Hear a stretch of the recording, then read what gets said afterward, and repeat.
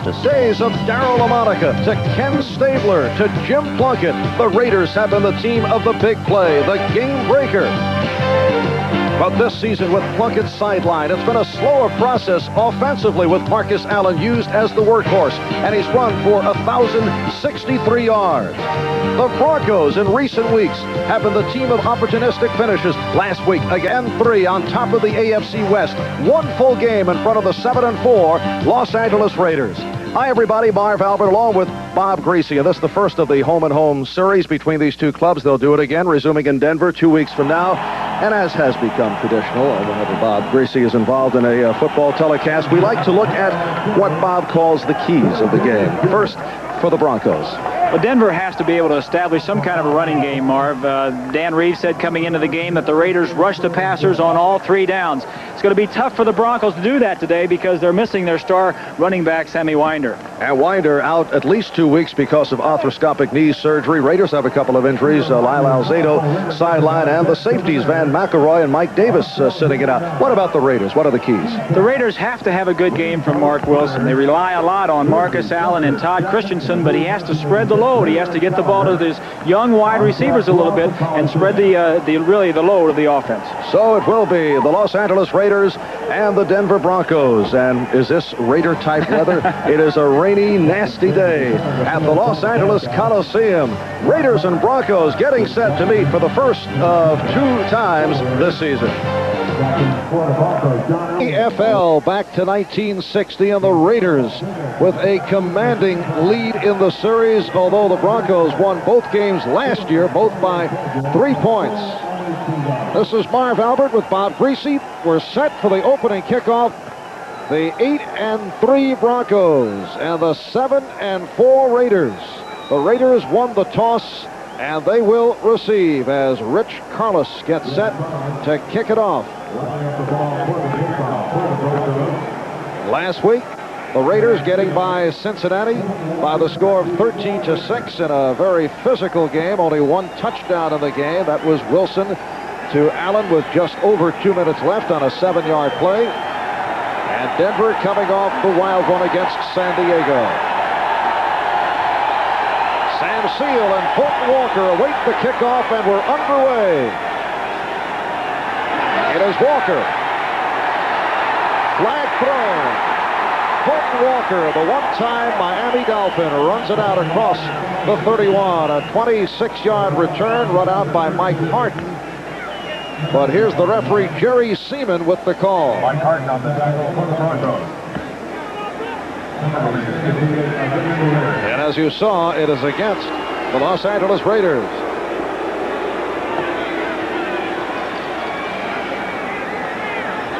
So Mark Wilson getting set.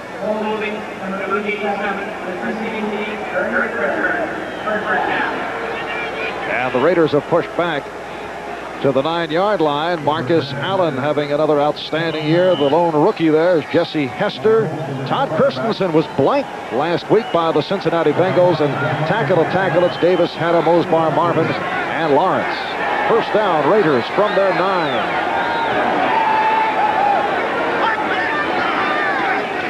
And it's Allen. It was all Marcus Allen last week. Reuben Carter, the nose tackle, and Rulon Jones combining. And up front, Jones, Carter, and Chavis. Rulon Jones with 9 sacks going into today, tied for second in the AFC. Carl Mecklenburg off to an outstanding start with 7 sacks. We'll also see a lot of Ken Woodard rotating with Tom Jackson. Steve Foley making his second start since coming off injured reserve, and Dennis Smith off the sensational day last week. Second down and 5, and Wilson able to loft it out. It's broken up, intended for Allen. Nice touch, though, by Wilson, trying to hit Allen. Ricky Hundley, the linebacker, backing up and got a piece of it. Let's check out the Greasy scouting report. Marv, one of the things the Raiders like to do is get the ball to Marcus Allen, either running or passing. This play that you've just seen was this Hester, the wide receiver, came to the inside, and Allen went to the outside. The other man they like to get the ball to is Christensen, number 46. And as I mentioned, had their troubles getting the ball to Todd Christensen last week. In It's a 3rd and 5 from the 14.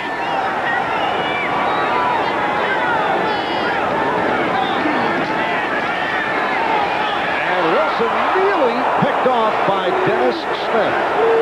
Intended for Christensen. Todd Christensen, as we mentioned, did not catch a pass last week. As we look at Dennis Smith, possibly an injury to his knee. Smith jams him at the line of scrimmage. This is a great matchup all day. Smith reads the out, should have intercepted the ball and put the Broncos ahead 7-0. But he turns his ankle, or his knee, right there as you saw at the end of that replay. That'd be a big loss for the Broncos if he can't play. All right, Smith was able to get up and head to the sideline, and apparently he's, in fact, no, now he's on the field, so he is okay. As Ray Guy gets set to kick from his end zone.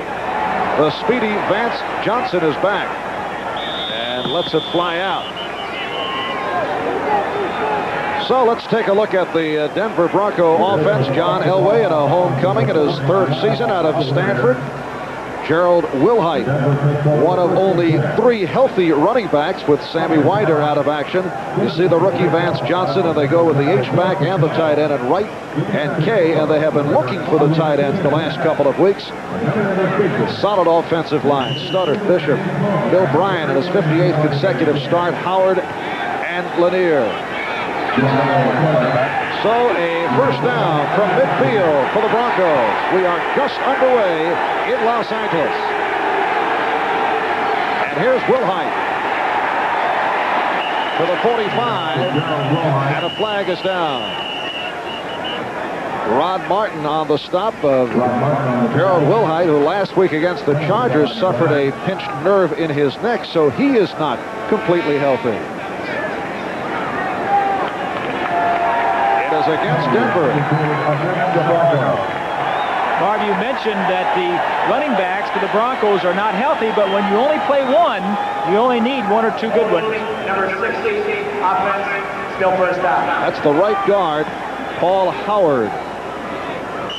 Called on the penalty. And defensively, as always with the Raiders, we'll see lots of shifting, but Long, Piquel, and Jones. Sean Jones, second-year man from Northeastern, replacing the injured Lyle Alzado.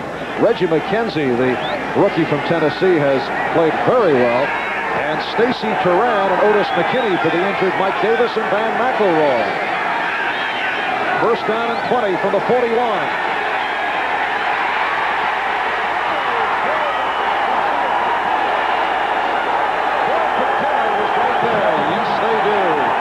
Piquel with the sack.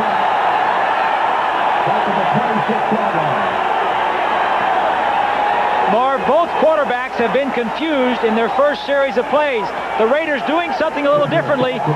Man-to-man coverage. It was a screen to Elway's right side, and with man coverage, there's a defensive back right in the receiver's face. He couldn't throw the screen, and as soon as Elway saw that it was man coverage, he should have looked somewhere else. Poor read on Elway's part, but Wilson earlier was also confused. 7.5 sacks on the season for Piquel. Second and very long from the 27. It's Wilhite out to the 35, and this crowd is with it this week as opposed to the uninspired crowd that we heard here last week when the Raiders took on the Cincinnati Bengals. One of the men in the defensive line the Bengals will be concerned about is 75 Howie Long. He moves wherever the defensive coaches want him, usually over who they think he can rush the best. But there you see number 70, Studdard, getting a great block, helping Bishop, and he was not a factor. Third down at about 25. That's Watson in motion. And this is Sewell. The rookie from Oklahoma. Stopped by Jeff Barnes, who followed him across. Sewell running a little tentatively. When you have a Sammy Winder injured and a Gene Lang, who would normally be the next man in there, when you drop off to Wilhite and Sewell, you really lose something. The point I was making a little bit earlier, when you only play one back, you only need one healthy one. Maybe they can get a full game out of the 2 healthy ones that they have today. Well, Lang also bothered by an ankle sprain. You see Fulton Walker awaiting this punt. Chris Norman in in his second year out of South Carolina from his 25. And Walker moves up. He's to the 35.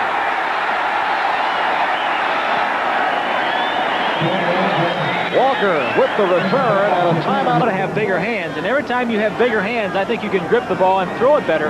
Elway likes to throw the ball much harder, has smaller hands, and I would anticipate if there's an advantage, it would have to go to the Raiders and Wilson. What kind of condition is the field in? Field is good. There was a ball game here yesterday, USC and UCLA. It did not rain during that game. The field is firm. It started raining about 10-12 minutes before game time, so it's good field. It's a little slippery right now. 32-yard punt by Norman, a 16-yard return, so the first down from the 43. Wilson with the time. Jesse Hester on the deflection could not hang on. He had a second shot at it as Dennis Smith got a piece of it. First down pass. The Raiders want to loosen everybody up, fake the draw to Marcus Allen, and then a square in. Not a very well thrown ball. As we said, the ball is probably wet. The grass is wet. And even if the officials dry the football off, as soon as they put it down, the bottom of it is going to be wet. Second down play. Mark Wilson 0 for 3. He's been intercepted 9 times his last 4 games. Marcus Allen on a delay to the 49. Stopped by the inside linebacker, Steve Busick. We're early first quarter with no score at the Coliseum. The Patriots have come from behind. They've tied the Jets at 13. And Tony Eason has relieved the injured Steve Grogan. That's the final score. Miami knocking off Buffalo 23-14. Chicago winning big over Atlanta, and the Refrigerator did score from a yard out. Washington leading Pittsburgh 30-23. It's a third down and 5. And Wilson throwing. Let's see, Marcus Allen incomplete. Randy Robbins on the coverage. That tells you a little bit of how Joe Collier thinks of Robbins, to put Robbins on Marcus Allen, one of their top receivers coming out of the backfield. The Broncos going with 6 defensive backs, 4 linemen, and Mecklenburg in their normal defense. Marv is playing a defensive end. A little bit different look for the Raiders than they expected. And the Broncos now have depth in the secondary because of the playing time that Lilly and Robbins have gotten due to injuries earlier this season. So they're in good shape. They're back and healthy. Wide Ray Guy punting from his 34.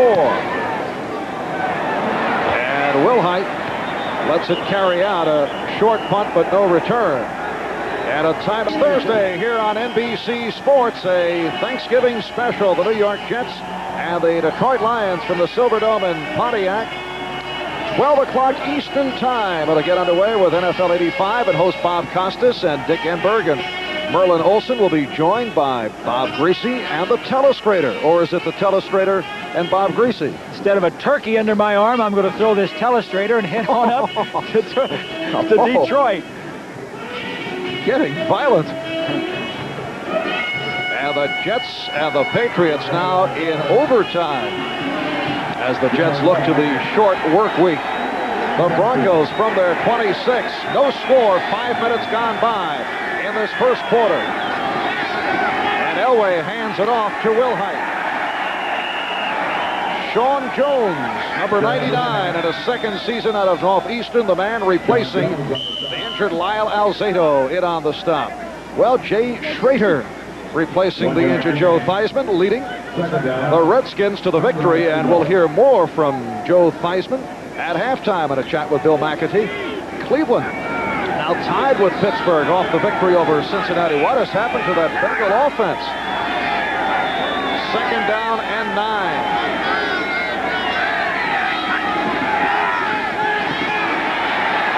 Flag has been thrown. Incomplete. Lester Hayes with the coverage and a nice leap. Steve Watson, the intended receiver. Lester showing his dexterity. Let's see, last year Hayes was referring to Elway because he throws so hard and so effectively as Goose Gossage Elway. Now this season, Lester, a man who always, a man of his times, calls him Goose Gooden Elway. Well, Lester always has the right word for the right moment as we take a look at Jerry Seaman trying to figure out exactly what the infraction was. But you know, Marv, both of the safeties for the Raiders are out of this game as we get the call. Offsides and illegal use of hands, both against the Raiders.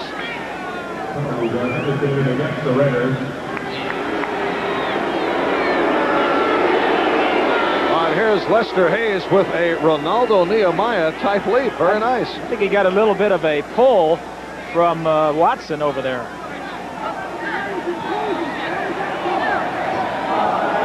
Number 37, defense, penalty decline. And it's called on Hayes. Number 37, defense, penalty accepted. Well, we had two flags on Lester. One he lined up offsides, and the other one he had his hands in Watson's face. Probably why Watson, at the end of that play, grabbed a hold of Lester and threw him over the bench. But the point I was going to make, Marv, was the defensive secondary for the Raiders is hurting. Mike Davis, their strong safety, and McElroy, their free safety, both out. But the two men that they really need are the corners, and they're healthy, and they can cover those wide receivers. Denver first down from their 32. Watson in motion. And it's to the tight end, James Wright, at the 38. Hayes on the coverage. San Diego in another wild ball game. Leading Houston, they've come from behind. They lead by 35-34. Detroit and Tampa Bay go to overtime, so we have 2 overtime games going. And that's a final. New Orleans over Minnesota, 30-23. Cardinals over the Giants in the first quarter. 2nd and 5. Ball spotted at the 37. And again, Elway to his right. Off the screen, he has Clarence Kay. And has a first down. Hayes on the tackle of Kay. It's a well-designed play, Marv. Elway fakes a pitch to his left side and gets the linebacker coming across, and Kay, initially blocking the linebacker, slips out. You take a look at it, fakes the pitch. That holds the linebackers and also McKinney, and now Kay slips out in the to the sideline. You see a trend here. Kay and also Wright catching passes early in the game. John Reeves wanting to throw to people that they don't normally throw a lot of passes to. You mean Dan Reeves? Dan Reeves. Switchboard lighting up immediately. Wilhite and some extracurricular activity. Gerald Wilhite out near midfield. Just under 8 minutes left in this first quarter. And we have no score. Raiders and Broncos, first of 2 meetings this year. They'll do it again at Mile High in Denver in 2 weeks. There's Turan, Stacy Turan. They don't use him to cover as much as they do to force the run. Davis, who he's playing for, was a very good hitter and a very tough force man. 2nd down and 10. Wilhite. As you see, the Broncos attempting to establish the running game. We said going into the game, Marv, they wanted to establish the run. And again, a flag thrown.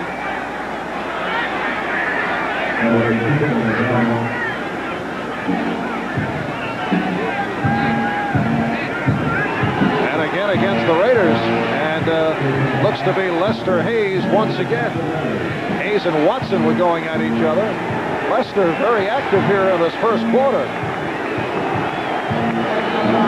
Unnecessary roughness, number 37, defense, first down. That's Willie Brown right there with the cap on, the coach, the defensive backfield coach, talking to Lester, saying just settle down. Willie, with 39 career interceptions, leads the Raiders, but he didn't do it that way. He was always tough and aggressive, just pulling Lester out to cool him down a little bit, but that's the intimidation. That's the way the Raiders like to play. And the Raiders lead the AFC in yards penalized. Hayes called for the personal foul. First down at the 32. And Elway firing for Watson. Sam Seal on the coverage. of Steve Watson, the man they call the Blade, in his 7th season out of Temple University. Well, it didn't take the Broncos long. As soon as Hayes went out, here's Seal. Watson's going to run straight up the sideline, and immediately they go to the man that came in fresh off the sideline. Man-to-man coverage. Watson gives him a little move to the inside and then straight down. The ball is just overthrown. The Raider defense did not allow a pass completion for more than 20 yards last week against Cincinnati in what was a tough defensive battle. Very physical ball game. Deep drop by Elway. And that time confusion as Clarence Kay pulled up inside the 20.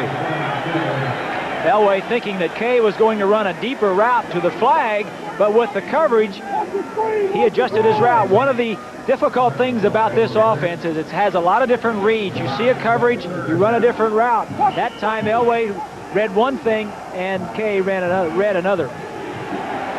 Dallas in front of Philadelphia in the first quarter, 7-3. And the Los Angeles Rams playing in Anaheim this afternoon, leading Green Bay 7-zip. 3rd down and 10. Elway with time, going the shorter route. Vance Johnson, the rookie from Arizona, with the first down on a 15-yard pass play. Stopped by Sam Seal. What a year he is having. Vance Johnson could possibly be the offensive rookie of the year. This time just tight man-to-man coverage in the secondary. Johnson comes down, breaks to the inside, and then back to the outside. That's why you see the separation between he and Sam Seal, because he started in. Seal thought he was going across field, and then he broke back to the outside. Vance Johnson considered to be the fastest man to come out of the 1985 NFL Draft. First down off that reception at the 18. Here's Wilhite. Reggie McKenzie, number 54, the inside linebacker, on the stop of Gerald Wilhite. And the Chicago Bears make it a record of 12-0 as they wallop Atlanta. Atlanta coming off the upset of the Rams last week, and the Refrigerator scored a touchdown.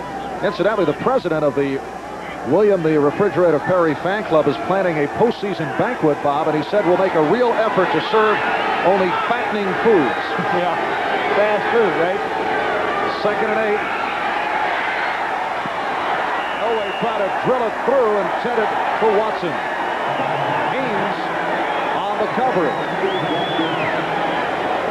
John Elway has sung the praises of Vance Johnson for one reason, and that is speed. That allows him to get through. One of the things they like to do is get him through the secondary and take the free safety with him. That opens it up for the other side, the possession receiver, who is Steve Watson. They like to get him the ball right here in the middle of the field. Elway now has a 3rd down and 8 from the 16.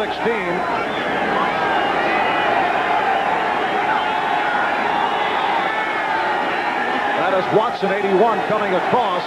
Elway looking that way, then goes the middle and has it. Let's see where they spot it. It is a touchdown. A 16-yard touchdown pass play.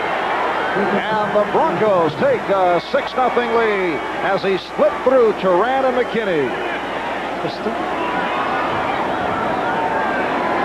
Watch the two safeties now back here. The two safeties are just playing deep now. You'll see the receivers come down. They're man-to-man coverage down here shallow, but the safeties are supposed to help out.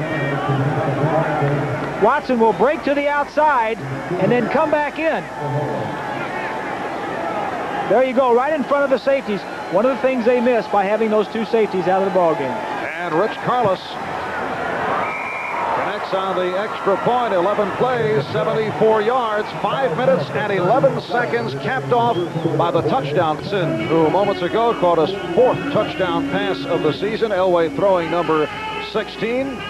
And a drive that took some time, 5 minutes, 11 seconds. Steve Watson has said that with that more speed in the lineup with Vance Johnson, he's getting a lot of attention, and Watson has caught more passes in the last 2 weeks than he has in a long time, and he attributes that to Johnson. High short kickoff by Carlos, and here's Fulton Walker on the return.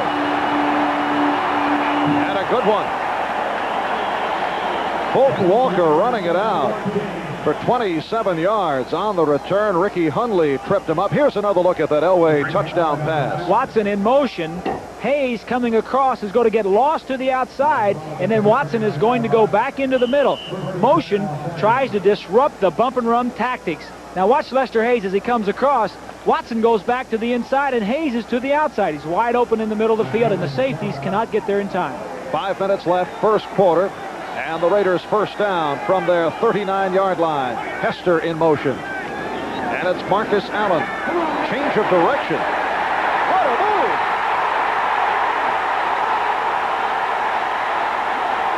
Marcus Allen goes the distance.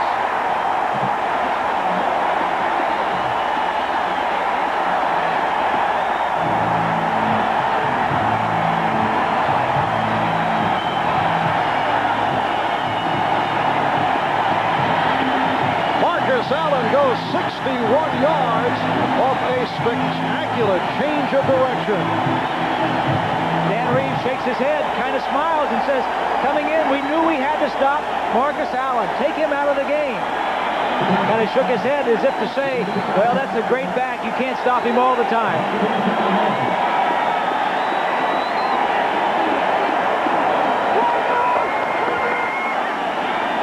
Marcus Allen with 11 touchdowns in all this season. And that is his longest run in regular season NFL play. We're tied at 7 as Chris Barr puts it right through. Crowd here at the Coliseum still buzzing off the 61-yard touchdown run by Marcus Allen. We're tied at 7. Just under 5 minutes left. In this first quarter, Marv Albert with Bob Greasy and Chris Barr with the kickoff. And Vance Johnson takes to the 20, 25. Fumble, solid blocks, a fumble, and the Raiders think they have it. They do.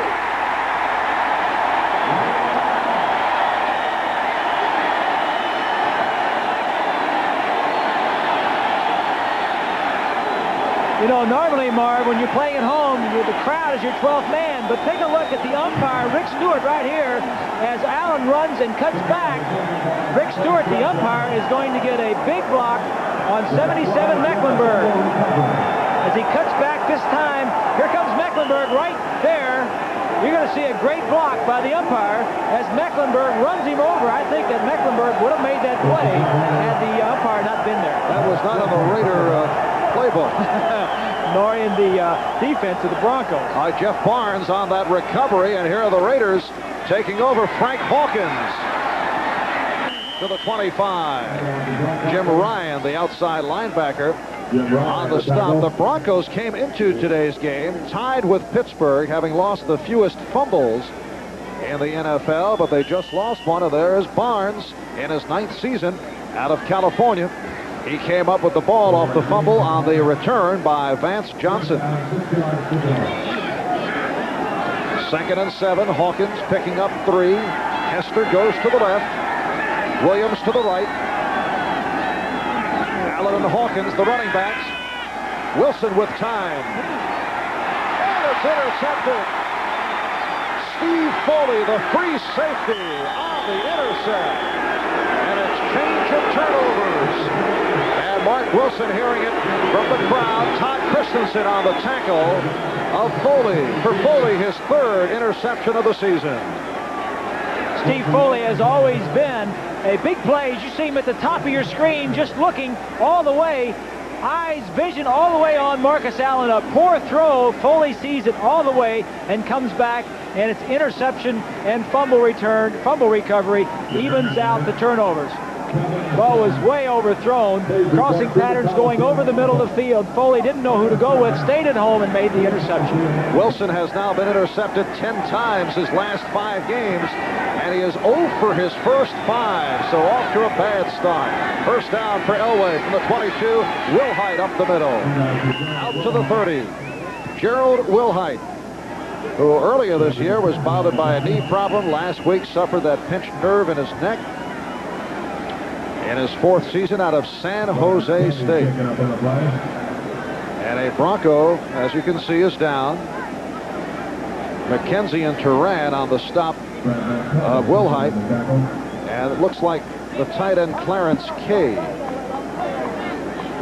3:40 remaining in this first quarter. It has been action-packed. Marcus Allen, 61-yard run. Elway capping off a good Denver drive by connecting with Watson. You know, Marv, you know, we did the game here last week, Cincinnati at the Raiders, and I kind of got the feeling that Cincinnati was a little bit intimidated. You don't get that feeling with the Broncos. The Broncos in the same division, the Western Division, playing the Raiders twice a year for the last how many ever years. You don't have that same intimidation of the teams when you play them twice a year. You get to know each other. It's like playing your back next door neighbor. Check of the scoreboard. Philadelphia leading Dallas. Rams over Green Bay in the second. And Kansas City leading Indianapolis. Kansas City trying to stop that 7-game losing streak. Talk about the intimidation Dan Reeves suggested to his Bronco players during the week. Well, slap some people around. Get involved when you're still in Denver. Get ready for the Raiders. 2nd and 2. And the screen for Wilhite. And a Denver first down. Stacy Turan running Wilhite out. Dan Reeves says it's all right to be in a bad mood this week. You know, go home and kick your dog around a little bit. We're playing the Raiders. Dennis Smith says, I can't wait to play this game. It's like a home game for me. Obviously, he went to USC, so he feels like coming home. But he and also Tom Jackson, the motivational, inspirational leader, loves to play the Raiders. And like I said, I don't think the Broncos are really that intimidated like a lot of teams are. This is a game made to order for Smith, who is a very tough physical player. First down from the 36. Elway wants to talk it over. Timeout is called. When you see a quarterback do that, Marv, usually he's got the wrong play called and it's too late to check it off. Very rarely is it the defense that makes him call that timeout. Elway 5 for 8 to this point, 56 yards and 1 touchdown. So he calls the timeout with 3:14 remaining in this first quarter. In 77, remember this, in a surprise, kicker Jim Turner catching the touchdown pass as the Broncos went on to beat the Raiders to make it at that time a record of 5-0. Denver doing it convincingly. October the 16th, 1977. This has been a great series as we take a look at Lyle Alzado, who had surgery on a torn Achilles tendon earlier in the week, and says, I'll be out there rooting my comrades on. He is probably the most intimidating player on the team. I mean, you talk about rough and tough guys. Lyle really isn't that way, but he comes across that way. A cast with some wrapping on it to keep it from coming off. I'm sure Alzado, if he gets in there a few weeks from now and he doesn't like that cast, he'll dunk it in a swimming pool or a tub of water and get the thing off anyway. But for now, it's protected. Report on tight end Clarence Kay, who was knocked down just a moment ago. The wind was knocked out of him, but he's okay. And will return. And set to resume. First down from the 36. And it's Steve Sewell on the draw. And you see the Raiders with the gang tackle led by inside linebacker Matt Millen.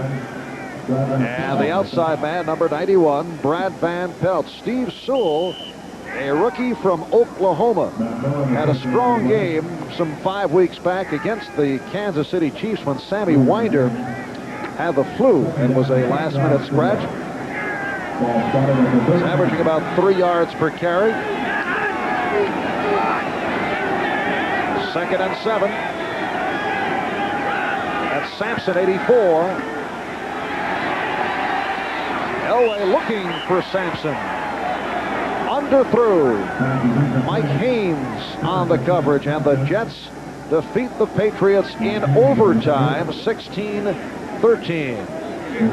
So the Jets now with a record of 9-3, and they are by themselves on top in the AFC East. New England at 8-4. Miami with the victory. They too are 8 up, 4 down. Jets will take on the Detroit Lions Thanksgiving Day here on NBC this coming Thursday. 3rd down and 7. Again, Sampson in motion. Elway running out of trouble. And has the first down and additional yardage. John Elway, who averages 5.5 yards per carry, leading all NFL quarterbacks in that department, runs 15 yards for the first down. This is the one thing John Elway has above all the other quarterbacks in the league. Obviously, he's a good thrower, and he's got a strong arm, but his ability to avoid the rush and take off downfield and get the first down, smart move to get out of bounds, that is what gives the defensive coordinators around the league all the nightmares when they play the Broncos, the ability for Elway to run. First down at the Raider 46, tied at 7, 2:20 remaining. First quarter. The tight end right, 87 in motion. Wilhite inside the 40. Good pickup by Gerald Wilhite. McKenzie and Turan on the stop down the freeway. The Rams leading the Packers 14-7. A 98-yard kickoff return by Ron Brown, an 86-yard kickoff return by Ron Brown. Ron Brown going wild for the Rams. Could be the day of the big plays. We had one with Marcus Allen going for 61. 2nd and 2 at the 38. Nice play. Wilhite has the first down. Mike Haynes on the stop. A shot put type release that time by Elway. Well, it's a misdirection play. Watch on your left side, the two tackles, the guard and the tackle pull, and Elway has to fend for himself out there with the defensive end and linebacker. Just gets the ball off. It's plain to see that the Raiders have seen that play before, having played the Broncos for so many times, so many years. They see that play, and Elway executes it very well, but his athletic ability is what made that play complete. As you see, the Broncos dominating here in this first quarter. We're just under a minute remaining. However, on the scoreboard, tied at 7. First down from the Raider 36. A bullet now thrown for a pickup of maybe a yard. Steve Sewell on the reception. Rod Martin making the tackle. Picked up a yard on the play. It'll be a 2nd and 9. You mentioned earlier on our traditional part of the telecast, the Bob Greasy Keys. And you said that the Broncos must establish the run. What are you feeling? Well, I think they're doing a good job of it. They're throwing some on first down, but they're also establishing the run, and they've got a good drive going here. And this the 9th play of this drive. Sampson, 84, peeling off. And Elway to throw. And Steve Watson upset because he felt he should have made the catch. A penalty flag has been thrown. Lester Hayes covering Watson. Only 2 seconds left in the first quarter. Why does Jerry Seaman look so happy when he calls the penalties? Well, he's smiling for his mommy, I guess. But again, Lester Hayes on the hold. When you play the bump and run defense and very aggressive, you're going to get it. Watch the grin. Watch this. Holding, No. number 56, defense, first down. It's Barnes, Jeff Barnes, who is on the call. But here you see Watson inside release. Now he's going to stop and go back to the outside. This ball is thrown over 55 Millen, right in his hands, and just drops it. That's what tight coverage will do to you sometime. You knew he was going to get hit, and he tried to catch it and bring it down, but they got the penalty instead. And a first down at the 30. 4th penalty called on the Raiders. 2 seconds left in this first quarter. Sewell going to the outside, and the Broncos are running well here in the first quarter. Good blocking inside. McKenzie on the stop. That's the end of the first. So Elway adjusting to the conditions much better than Wilson at this point. And we're underway. Second quarter. The Broncos dominating in the first quarter. They now have a 2nd and 1 at the 20. And again to the ground. Sewell fell down, but picked it up. Dave Sewell actually stumbled. And Sewell now headed to the sideline. Wilhite returns. Denver with their 10th first down of the ball game. The Raiders with only one, and the Raiders able to score with the big play today, which has not been their formula thus far this season. But Marcus Allen able to tear away on a 61-yard run. There's a shot of the ball, the rain coming down. Whenever that center spins it, it gets it even wetter. I always like my centers not to touch that ball any more than they had to. Here's play action by Elway going for the end zone for Watson. Covered by Mike Haynes. Good coverage by Haynes. Let's go back and take a look at the battle in the pits.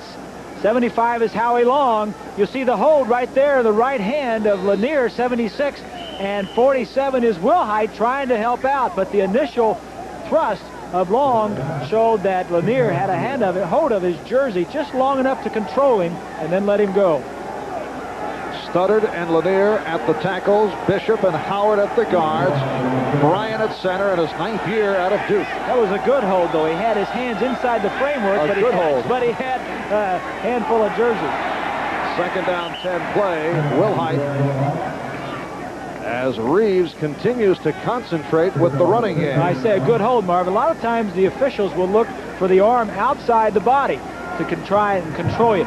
But if you have your hands inside the framework or inside the shoulders of the defensive man, they don't see it. But if you have your hands out and you grab the jersey, you're controlling him just as well. Of course, it is all point of view. Opponents of the Raiders and Howie Long claim that Long is the best at making it seem as if he is being held by the way that he's able to have opponents hook him.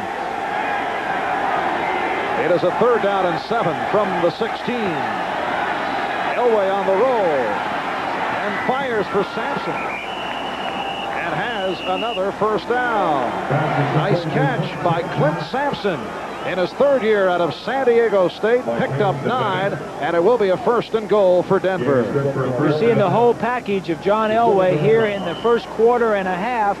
Outside the pocket gives him more time to throw, and also the defensive backs, as you see right there, they're expecting the ball to come from the inside part of the field. Thought they had good coverage. He's outside on a direct line with Sampson, and the ball was complete. Good play by Elway. Watson to the left, 1st and goal from the 7. That is Wright in motion. And Wilhite hit by Long. Howie Long saw it all the way. You just can't stop Howie Long. They're going to move him around. Here he's getting inside the block of Lanier and makes the big play. This is what the Raiders need at this point down there. Somebody to come in and stop that running and make some big plays and put pressure on Elway.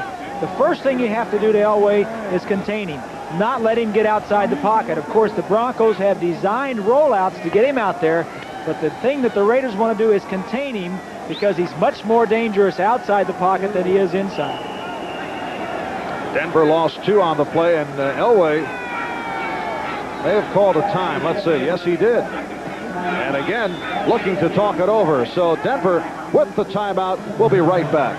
15th play of the drive for Denver. 2nd and goal from the 9. Elway flipping it in desperation, intended for Wilhite, who claims he was being held back.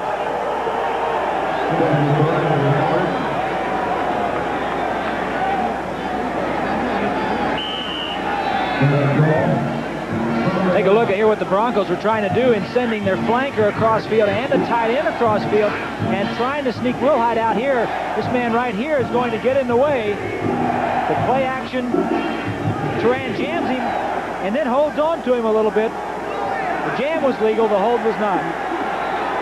3rd and goal from the 9. We're early 2nd quarter, tied at 7. And a shovel pass, and it works for the touchdown. What a play. Wilhite goes 9 yards for the score.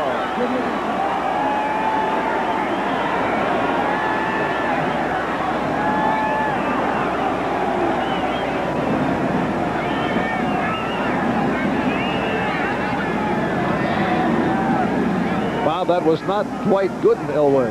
No, it wasn't. It was the old shovel pass. And watch Elway pull the defensive man to him and then shovel the pass forward. That's where you give your quarterback up to the defensive end so you can get a touchdown. Good effort by Wilhite in forcing his way in. And here is Rich Collis. Penalty flag thrown. And here is Carlos again. And the Denver Broncos, and they now lead the Los Angeles Raiders by the score of 14-7. 2.5 minutes gone by in the second quarter. Marv Albert with Bob Greasy, and the kickoff by Rich Carlos. Taken by Fulton Walker across the 30-yard line. Jim Ryan on the stop of Walker, who ran it out 21 yards. Let's go back and take a look. A well-designed play. The three receivers on this side are going to go to the outside. The defensive end is the man they're going to sucker. As he comes upfield, Elway is going to pull him, and then he's going to pop the ball right back inside to Wilhite as he goes in for the score. The three receivers open it up to the outside. Elway draws the defensive end. He has an extra blocker. He sees the goal line and goes for it. I'm very impressed with the offensive game plan so far of the Broncos. But the Raiders struggling to this point. Mark Wilson is 0 for 5. And Wilson a throw, and there's his first completion. Todd Christensen, who did not catch a pass last week against Cincinnati, stopped by a very physical Carl Mecklenburg. This is exactly what Wilson and the Raiders need, especially Wilson. As you see Mecklenburg trying to cover the tight end, just throw something short to get the drive started and to get Wilson's momentum going. Picked up 4, second down and 6. Todd Christensen in his 7th year out of Brigham Young. Marcus Allen, short pickup. Free safety Steve Foley on the stop. Mark Wilson replacing the injured Jim Plunkett, who is still sidelined with a dislocated shoulder. Plunkett has been back throwing this week, Marv, not with the offensive unit, but against the Raiders defense as they prepare. Actually, he was throwing the offensive plays that the Broncos are going to use coming into the ball game, but he's a man that they hope to have back later on in the season, but Mark Wilson is the one that's going to get them into the playoffs. 3rd down and 3.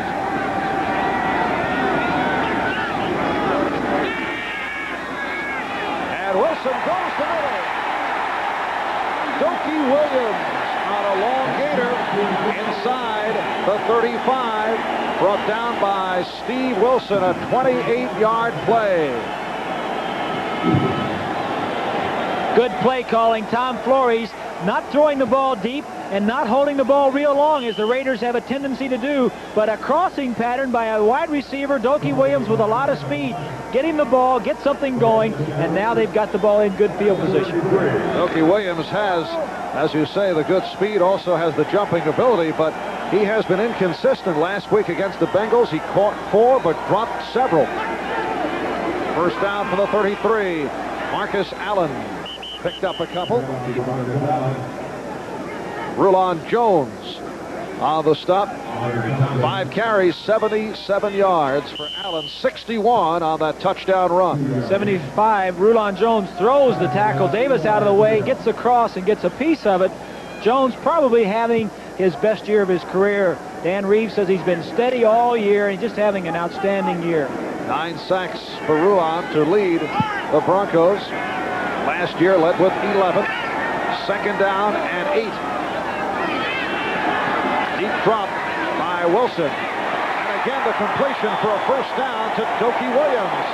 So Mark Wilson, after going 0 for 5, has caught fire. I think what has happened, Marv, is that the offense has kind of said, hey, we've had a long rest on the bench.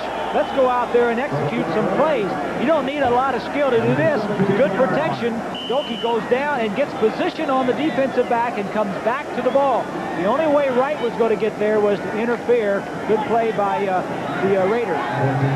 14-yard advance and a first down at the Denver 17.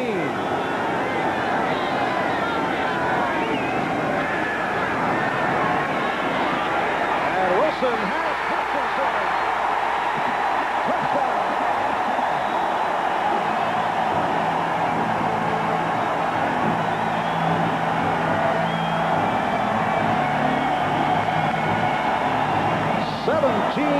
pass play, and what a series from Mark Wilson and the Raiders. Watch this move, and out and up. You saw him look back, and that was the key. When he looked back for the ball, Wilson thought the ball was coming. Now that's, that had to come from some film study during the week for them to know that that would work down in that area of the field. I'll tell you a little bit about the character of the Raiders, having the ball stuffed down their throat the entire way. The offense comes back and not doing much and puts the score on the board. And Chris Barr trying to even it. And does. 6 plays, 68 yards, a quickie drive, and we're Tostenson combining with Mark Wilson to tie the game up at 14, 8:45 remaining in this first half. And Chris Barr getting set to kick it off. Christensen not very happy last week when he didn't catch a pass. Thought he was open a few times, has already caught 2, and really 2 big plays to get that offense back in gear. Vance Johnson, Daniel Hunter, back deep. And this is Johnson from his goal. Oh, he stumbled out to the 10 and continues to stumble, but makes it into a nice return out across the 25. 26-yard return for Vance Johnson. Let's go back and take a look at Christensen coming off the line of scrimmage. Now watch when he looks back. Right here, if you can stop it right there. See his head looking back? Now that sells it, because right here, when he sees that, Wilson looks back too. Now watch as he looks back, and now he knows the ball's not going to be thrown short and turns it upfield, but he sold the short out, and then he beat him on the up. The telestrator showing us with arrows. Very nice, Bob. We got everything over here. How impressive. Will the arrows show up on Thanksgiving Day for Dick and Merlin? James Wright. But a penalty flag is thrown right on the reception run out by Reggie McKenzie.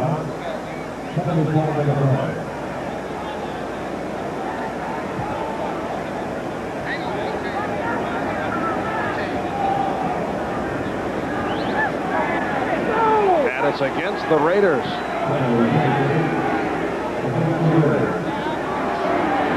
So once again, the Raiders are hit with the call. Illegal use of hand to the face, number 22, defense, penalty decline, first down. That's Mike Haynes, the right cornerback. He said, me? Was it on me? But I tell you, Marv, it's the style of the defense. It's aggressive, the bump and run, the wide receivers. Denver's defense is not that way. It's more of a bend but don't break, and I think the Raiders, having had 5 Pro Bowlers on the defensive team, is more of an individual type of defense. The Broncos have excellent players, but they don't play the same style, so they really don't get the recognition that some of the Raiders do. Will Height, the lone deep back. Johnson in motion, and here's Will Height. Across the 40-yard line, Matt Millen making the tackle. There's Matt, number 55. Fiery player, hasn't missed a game in 5 years in his 6th season out of Penn State. He loves to play. He says after a ball game, sometimes he says, I can't sleep. He's actually, after they shoot the films of this game, they'll go back and develop, and he'll go back to the training facility and wait for the films to come in, because he can't wait to see them. Loves to play the game. 2nd down and 5. And Will Height trying to make the turn, but hit for the loss. Rod Martin, the outside linebacker, and the strong safety, number 30, Stacy Turan, getting to Will Height. Paul Howard, number 60, will pull to the left side. Now Jones, 99, makes the play. Long trying to get in there, but everybody pushing it back into the defensive secondary, and Turan gets to come up and finish it off and get credit for the tackle. But Jones and Long were both in there to help stall the play. 3rd down and 9. Will Height now 11 carries, 35 yards. Elway trying to get out of the pocket, but brought down across the 35 by Jeff Barnes. So Jeff Barnes, who had that fumble recovery earlier, now able to get to the quarterback. Jeff Barnes in there because of his ability to cover on passing situations. Made a big play because if Elway breaks that tackle, everybody else in the secondary was turning and running deep, and Elway would have run for 15 or 20 yards and would have picked up a first down. Chris Norman, who has come on in recent weeks after hearing the criticism earlier in the season, had a turning point game, an outstanding game against Seattle 5 weeks ago.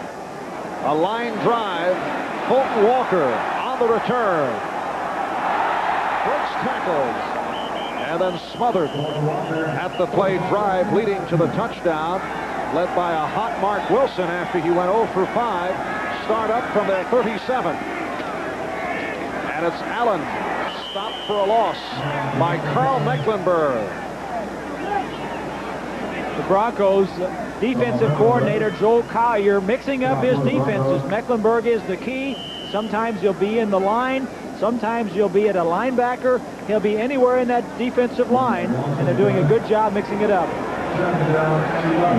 Jim Plunkett on the sideline, smiling. Hopes to get back in a couple of weeks and possibly help this team later on in the season. Plunkett out with the separated shoulder. And his replacement, Mark Wilson, has a 2nd and 11. And has time. A bullet.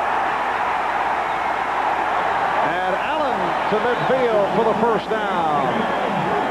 Well, Wilson gambling as he drove that one through a couple of defenders and hit Allen. Exactly, Marv. In between two defenders, right over the field. You see him looking at him. Whenever you look at a receiver that long, bad things could happen as far as the offense is concerned, but he gets it in, breaks 2 tackles, and gets upfield. When you look at a receiver, also the defensive backs who are looking at you are going to go to that receiver, and he got it in there. At least 1 catch for 39 consecutive games for Marcus Allen. And now Allen on the ground, picking his way for 5. Reuben Carter, the nose tackle, making the stop. It'll be a 2nd down and 5. Reuben Carter, 68, and Mosbar, 72. The fight goes on in the middle as you see Mosbar with a handful of jersey. But that's where the running game starts and finishes as far as the offense and defense. If you can control the nose, you can run up the middle, and if the nose man controls the center, then you're going to have a guard from one side or the other, double team on the nose and on the nose, and you're going to have somebody open to make the tackle. 2nd and 5 for the Raiders. That's Allen peeling off. And Wilson going deep for Hester. And that was a sure touchdown, but Hester could not hang on. You see the disgust in Mark Wilson's face. He has taken some abuse from the fans for the last several weeks. You can't throw it much better than this. It's a little bit to the inside, but Hester is already beyond him, so it's all right. You've got to catch these balls. He had it, but he didn't hold on to it. Crowd reacting because the play that you just saw was also shown on the huge screen here at the Coliseum. Well, this is what we said in our opening, that the wide receivers that the Raiders have always had good ones are not making the big plays this year. 3rd down and 5. And Wilson is stopped. He could not get away. Mecklenburg with the ankle tackle. Mecklenburg moving around. This time is the right defensive end along with Rulon Jones. Jones comes outside and Mecklenburg goes inside, and that forces Wilson out. This is a big difference, Marv. When I started playing, you could outrun those defensive linemen, and when I quit, you couldn't. I don't know if they got faster or if I got slower. Probably a little of both. Let's see, using yourself as the measuring stick. Mecklenburg now with 8 sacks on the season. And the punt by Ray Guy. So it will come out to the 20-yard line. Now, last week was the first week that Denver did not record a sack, but Carl Mecklenburg getting on the board just a moment ago. With 3:48 remaining in this first half, we're tied at 14. It's the elbow of Mark Wilson. When he went down that last time in the sack, he kind of grabbed his arm. I think what he did is jammed his arm and shoulder when he hit the ground, and they're looking at that left shoulder of Mark Wilson.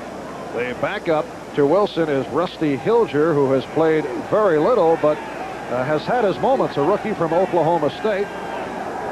Wilson trying to walk it off. 52-yard punt by Guy. And a first down from the 20 for the Broncos. Will Height. Stopped by Turan. Stacy Turan getting right to the running back, Gerald Wilhite. Turan playing very well in the place of Mike Davis. Straight blocking, goes to the left side, and nobody picks up Turan. That was one of the concerns with Turan and also McKinney filling in for the two safeties. They need to come up and force the run. That's their safeties do that a lot. In fact, McElroy and Davis were the third and fourth tacklers on the ball club. 2nd and 10 from the 20. Wilhite with a hole. Picked up 4. Millen and Piquel combined. On the scoreboard, Phil Simms just hit Lionel Manuel and a 10-3 Giant lead in the second quarter. 31-yard touchdown pass. Dallas leading Philadelphia, so Dallas at 7-4 and the Giants at 7-4. The Rams playing at Anaheim today, leading Green Bay 14-7 off those Ron Brown kickoff returns. One for 98 yards and another for 86 yards. 3rd down and 6 from the 24. That is Watson in motion. And again the shovel. And it's incomplete. The Raiders claiming it should be a fumble. That was a very dangerous maneuver by Elway because a lot of black jerseys were there. The Raiders say you can do it to me one time, but don't try it twice. Sean Jones, all 6'7" of him. Elway's going to sprint to his left and hope to pull Jones up the field. Jones plays the guard. Howard coming to him, and actually the ball hits his leg. Not a lot of room for Elway to get that pass, and that's what it is, a forward pass in there.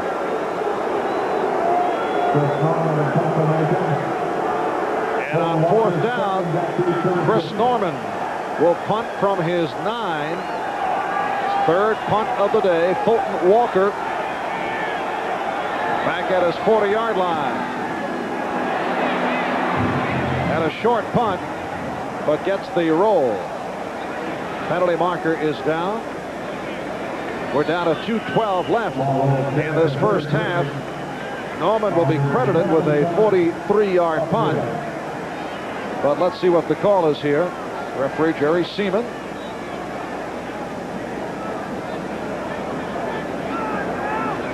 The umpire Rick Stewart, who threw the block earlier.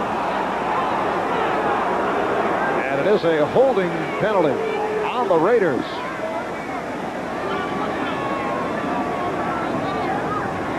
As long as that is after the kick, then the Raiders will maintain possession of the ball. But if that was before the punt, then the defensive holding would be an automatic first down. Obviously, the Raiders are going to keep possession, so it must have been after the punt.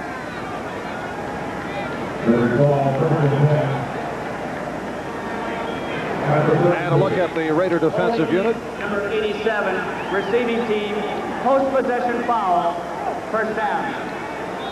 And that is Trey Junkin, a backup tight end, called on what has been labeled the post-possession foul. I believe that's Earl Leggett, the defensive line coach. Lyle Alzado over there talking to his buddies, trying to fire him up. Mark Wilson is all right. He is in there. As the Raiders take over at their 22-yard line. Play action. Wilson throwing on first down. And it was nearly picked off on the deflection by Mike Martin through the hands of Dokie Williams. Marv, you can tell the confidence building in Mark Wilson. And the way I could see it, he was, after he had the play fake, he was sitting back there and he was bouncing on his toes. He was not rushing it. He was very confident, waiting for his receiver to come open, and threw a good ball. And it was an area where you didn't have a lot of room to fit it in there, but it was a good throw, and you could just tell the confidence building in Mark Wilson. Wilson went 0 for his first 5, then hit 5 in a row. The first incompletion should have been a touchdown pass. Jesse Hester dropping it in the end zone. Second down play. Marcus Allen. Fancy footwork out to the 28. Tom Jackson, the inspirational leader of the Denver Broncos, making the tackle. 2 minutes left in the official huddle. What's going on? I've never seen that happen before. They must be getting together just to go over their notes. They keep track of all the fouls and all the timeouts and all the other stuff. Camaraderie. I don't know. Coming up at halftime, NFL 85, all the scores and highlights, and more of the Bill McAtee conversation with Washington Redskin injured quarterback Joe Theismann. Cliff Branch on the field for the first time today, along with Tim Moffitt. It's a 3rd down and 4 from the 28. Looking for Christensen and broke it up.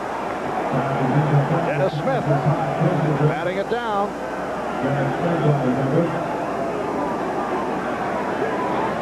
Here you see Christensen and Smith, the battle that we thought would go on all day. Now the wide receiver comes inside. Christensen makes a little look to the outside, but he didn't have time. I think he was going to try to do the same thing he scored on, but when he got jammed at the line of scrimmage, as he throws his hands up, he says, I should have had it if he just threw it out there far enough. Ray Guy, one of the NFL's great ones. He's played in 22 postseason games, 3 Super Bowls. And Gerald Wilhite awaits the punt. And a short one.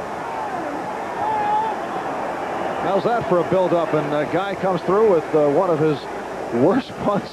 You know, all the years I've seen Ray Guy punt, I think he has shanked fewer punts than any other punter that I've watched over the years. Take another look. The snap was perfect. He knew it was a bad punt right off the bat. 13-yard punt for Ray Guy.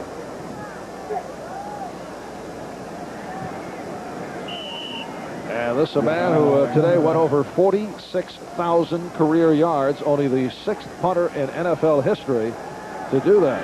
And he didn't do it with that type of punt. So the Broncos, first down from the Raider 41. Elway goes sideline for Watson. Run out by Lester Hayes.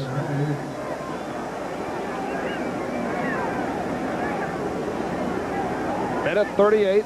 It's a great matchup, Marv. Watson, the fine possession wide receiver, going against Hayes and Haynes, 2 of the best bump and run defensive backs in the National Football League. It's interesting because a possession receiver like Watson, and then on the other side you've got the speed of a Vance Johnson. Broncos first down from the 31.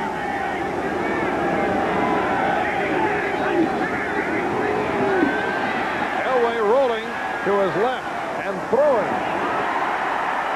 Vance Johnson with a spectacular catch. Otis McKinney on the coverage. Vance Johnson, with his speed, excuse me, Marv, just releases to the inside and then goes back to the outside. Now Watson doesn't have the speed to do that, but Johnson, with his quick release, could get away with it. 25-yard pickup and a 1st and goal. Elway throws it away. I'd like to correct a mistake that Bob made earlier, mentioning that Ray Guy had 46,000 yards in career punting. How could you 46,000 yards? Who said that, Marv? Al Locasal, who was always on the case, mentioned it was 4,000 yards. Yeah, so correct the error that you made. Yes, our correct staff doing wonders here. It'll be a 2nd and goal from the 6. A minute 6 remaining. First half, we're tied at 14.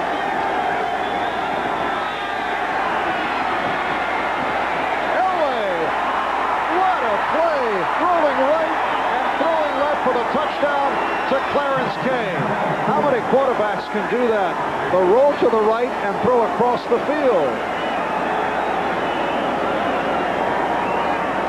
They probably work on this play a lot in practice, and probably not too often does he throw it way back over to the left side. His primary receiver falls down in the end zone. Now he has 2 other ones, and the arm to get it back all the way across field is something that only Elway, probably 1 or 2 other quarterbacks in the league could make that throw. An extraordinary play with 59 seconds remaining in this first half. And here's Rich Carlos off the high snap. And Denver now by 7, 21-14. The kickoff by Carlos, taken by Walker. This is Fulton Walker. Across the 30. Nice return. He went 26 yards on the return. John Elway has now thrown for 3 touchdowns. He's 13 for 21, 125 yards, 18 touchdown passes on the season. You may recall Elway went through that drought. He went some 4 games several weeks ago where he did not throw a touchdown pass, although Denver was in the process of winning. And he has not played well, really that well, against the Raiders in his brief career. No touchdowns and 3 interceptions in the 3 games that he's played against them. Wilson throwing, first down. Flag is down. The intended receiver, Jesse Hester. Dennis Smith, stride for stride. And a penalty will be indicated by the referee, Jerry Seaman. It is against the Broncos. Penalty indicated against the Broncos.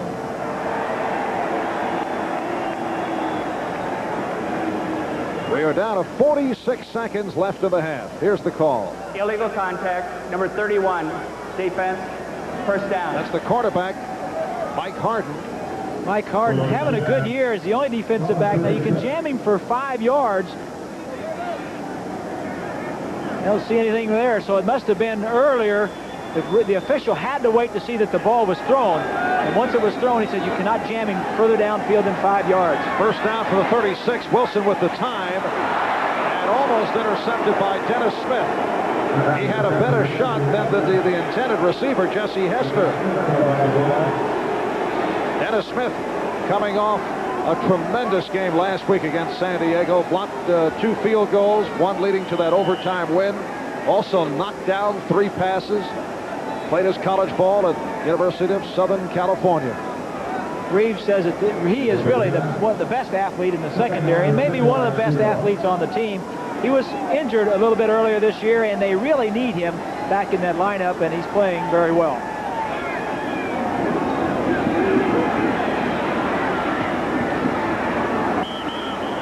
That is short of the first down. Hester on the reception.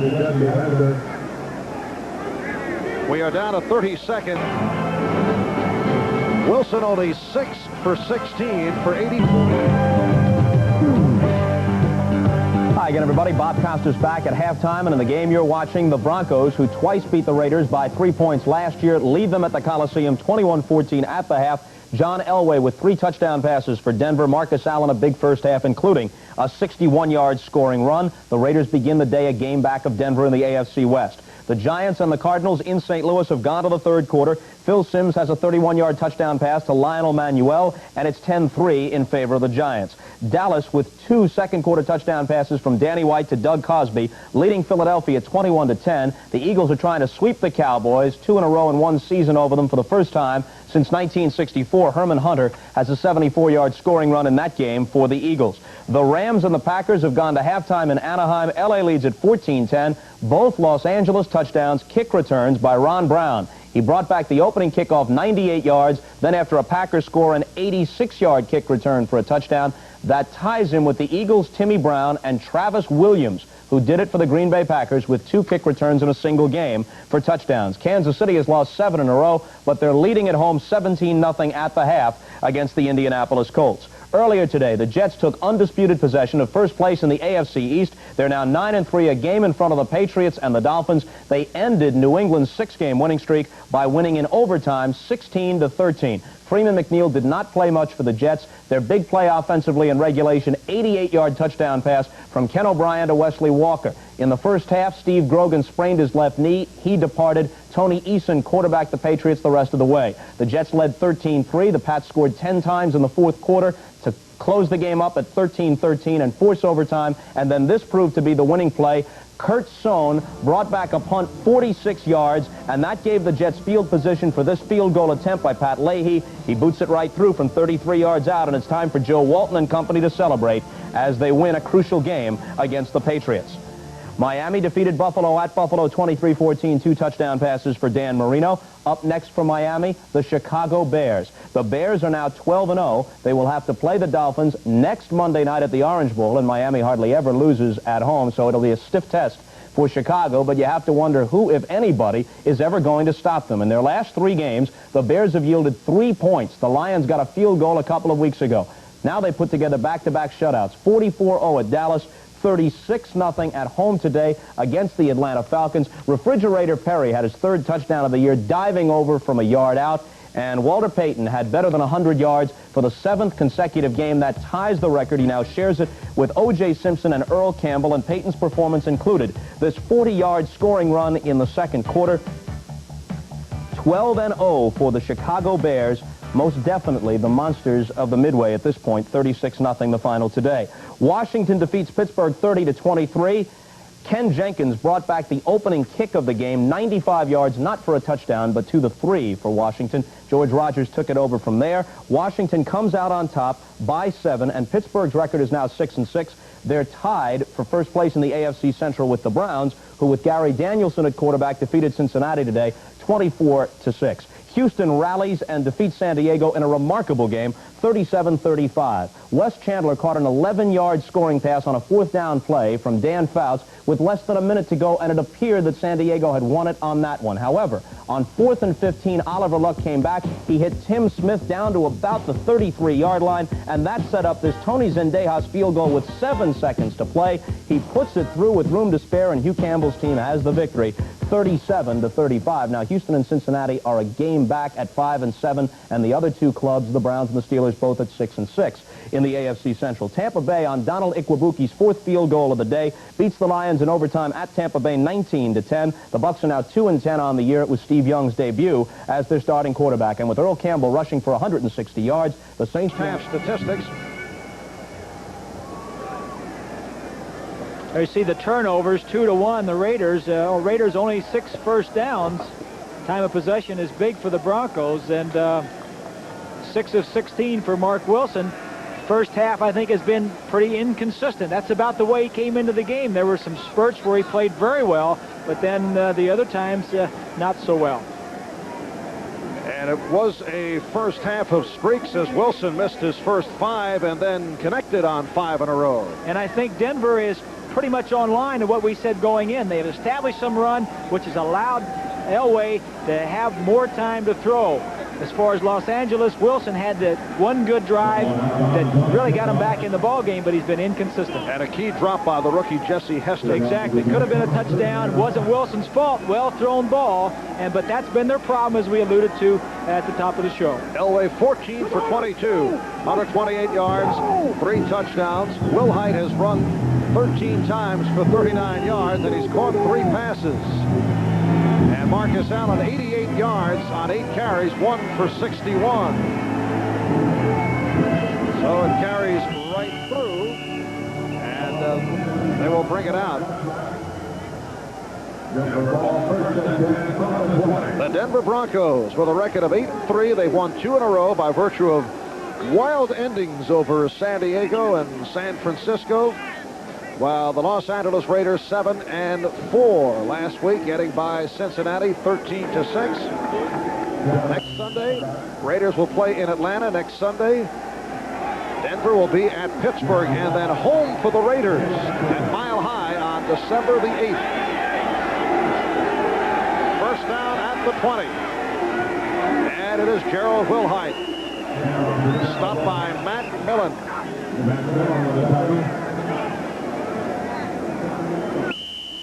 There you see, or you probably didn't see, there was a huddle there between Dan Reeves and Gary Kubiak, giving the signals to the quarterback, and they try to shield him from the other side so the Raiders can't pick him up.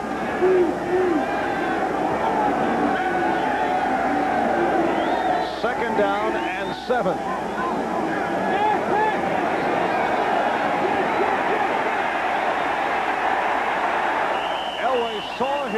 receiver covered.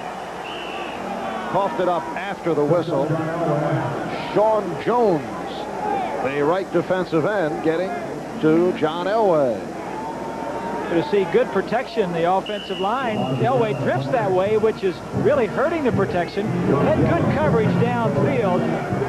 Two receivers were breaking to the outside, and one was trying to break to the inside to shake loose. And that time, the defensive backs were jamming them, and they didn't get through. So Jones gets credit for the sack, his 5th of the year, 3rd for the Raiders today. Looked like the receiver, Vance Johnson, was knocked down. 3rd down and 7. Watson in motion.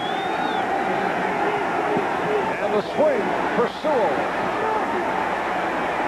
He tried to turn up to pick up the 1st down, but could not. Jeff Barnes and James Davis would not allow it. So the punting unit checking in, led by Chris Norman.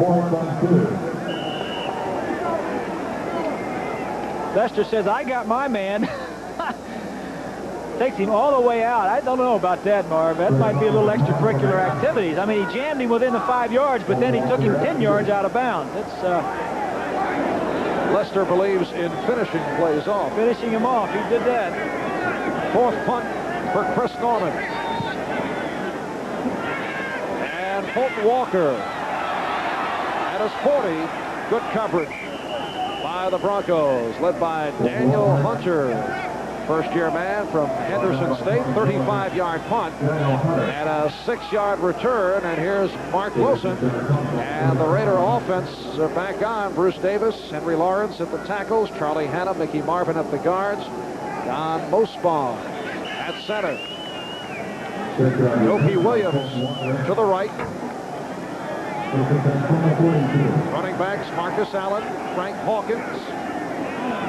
And here's Allen. Good block by Hawkins. Carl Mecklenburg on the tackle of Marcus Allen. What a durable back this man is right here, Marv. I'll tell you, he always gets the ball. He carries it so much. As we take a look at Joel Collier in the orange cap, the defensive coordinator, the man who has been around for a long time, and as Dan Fouts said last week, he says week in and week out, every time I play the Broncos, they're always the best coached defense that I play against. 2nd down and 5. And Allen short of the 1st down. The free safety, Steve Foley, on the stop. Aside from Marcus Allen, Frank Hawkins has carried the ball only one time. That occurred last week against Cincinnati, where Kenny King carried it once for 6 yards. Here you see the brass of the Raiders calling the offensive plays.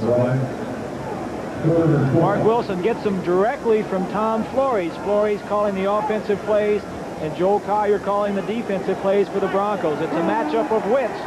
And talking with Flores, he says Wilson actually likes this system a little bit better than calling them himself. 3rd down and 4. Raiders have the extra receiver, Tim Moffitt, now on the field. In motion is Doki Williams.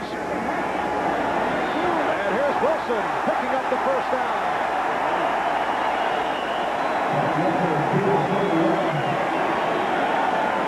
Well, Mark Wilson was given the center of the field, and he took advantage. You see the linebacker, 52, Woodard, run out of your screen. He's going to cover a man, so everybody's got a man downfield, and there's no one left to cover the quarterback. Take a look at the line play. Mecklenburg, 77, gets upfield. He and Jones are too far upfield, and Wilson says, I'm going north, and see you later. Picked up 10. Allen led by Hawkins. Allen breaks the tackle. Steve Foley could not contain him. And the Raiders now deep in Denver territory. What a great player this man is. I alluded to it a little early. Very durable. The Raiders lean on him. He has got to be one of the best running backs in the game, not only for his running ability, he can throw the football, and a great receiver coming out of the backfield. In fact, coming into this year, he had caught 4 more passes in 26 of the 41 games that he played in. Great receiver, great talent. 28-yard run, puts him over 100 on the day, as you saw. And they go right back to him. Steve Busick on the stop. You know, Marv, one of the problems of having such a good back as Allen in the backfield, you have a tendency to go to him too often. You don't want to go to him too much, but by the same token, you want to get him the ball so he can do some things with it. But you got to have that fine balance where you don't overuse him, but yet you don't underuse him. Do you think they overuse him? I think they're overusing him. They're depending on him too much. They need to spread the load, but the wide receivers have really let him down. They're just too young and they haven't come through yet. Picked up 2, second down at 8, down at the 12. And the swing, it's Hawkins. Close to the first down marker, but short of a first down. Foley on the stop of Frank Hawkins coming out of the backfield. Dan Reeves has complete confidence in Collier in calling the defensive signals. He just handles the offense, does Reeves, as you see. Wilson looking downfield and then comes off to a secondary receiver. That's the way to do it. Look downfield, and if nothing's open, then drop it off. You read deep to short. You look downfield first, and then you come back to your shorter receivers. Third down and 1. Raiders go double tight end. Andy Parker has come on.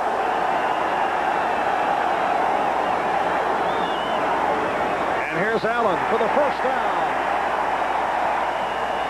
Inside the 5. It'll be a first and goal at the 3. Busick on the stop of Marcus Allen.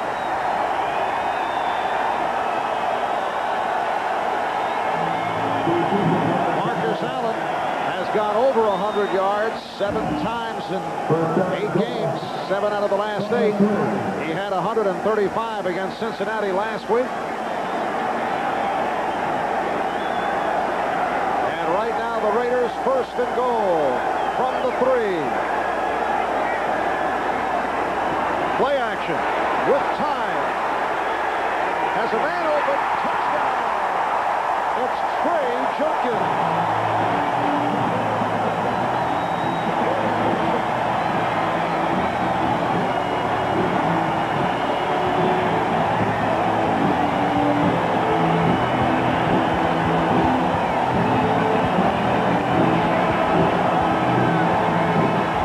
Triple tight end, Junkin in his 3rd year out of Louisiana Tech with his first touchdown.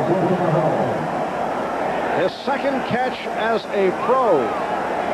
Used to be a linebacker. He probably caught more passes being a linebacker than he has as tight end.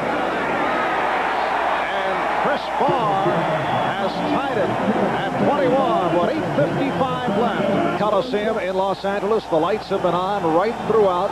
Denver and Los Angeles tied at 21. 8:55 remaining. 3rd quarter. The kickoff by Barr looked to surprise the Broncos. Let's see. It went the 10 yards. And the Raiders have recovered.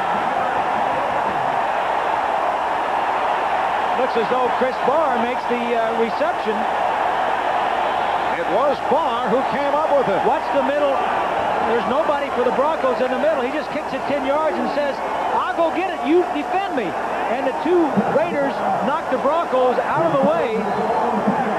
Something that they obviously felt coming into the ball game from their film study, that the Broncos leave too soon to go back into to their blocking. A good play and beautifully executed.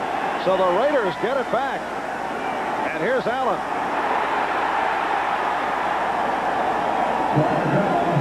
Short pickup. Steve Foley, the free safety, banking Allen at midfield.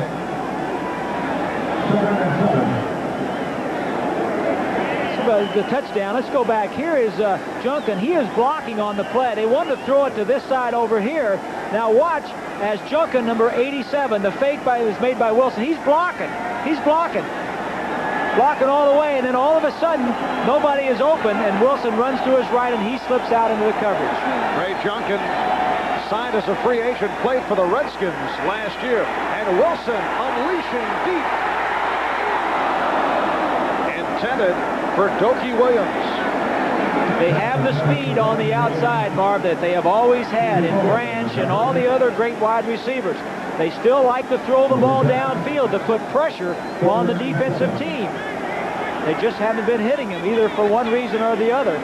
receivers are dropping them, not getting open, or the quarterback not getting them the ball. And the quarterback, Mark Wilson, is 8 for 19, 94 yards, 2 touchdowns, 2 interceptions. And the Raider quarterbacks have never been a high percentage type of passer because they throw the ball deep so much. They're going to miss a lot of them, but when they do hit, it's usually for a big play. 3rd down 7 from midfield. And Wilson sliding for the first down. Again, he had that big opening at the center of the field. Wilson seems to have been standing on the sideline watching Elway and the Bronco offense because he is saying, hey, if they're covered downfield, why don't I take off running? And that's exactly what he does. They are covered. It's man coverage. There is nobody assigned to Wilson, and he gets upfield for a big first down. 9-yard pickup, so he has run 3 times for 18 yards. First down at the Bronco 40. Allen finding the hole inside the 35.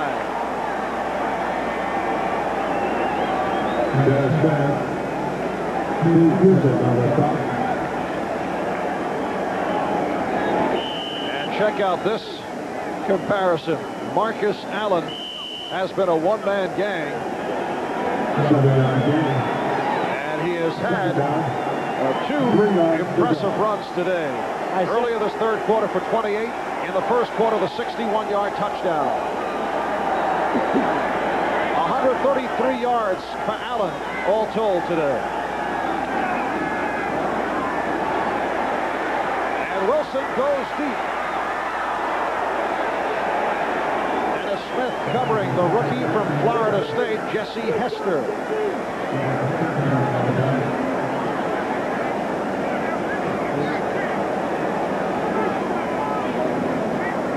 Take a look right here. We see a live shot of the line, but watch Busick.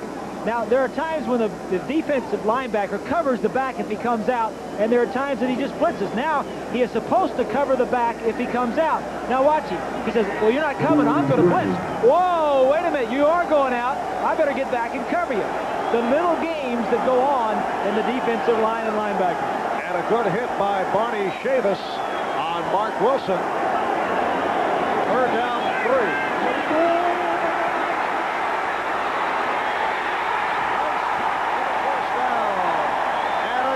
It's Allen coming out of the backfield, a 19-yard pass play.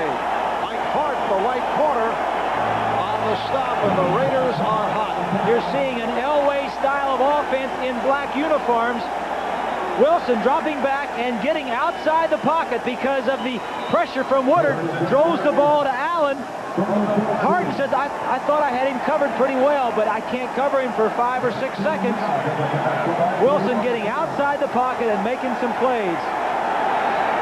That was not by design, that was by necessity.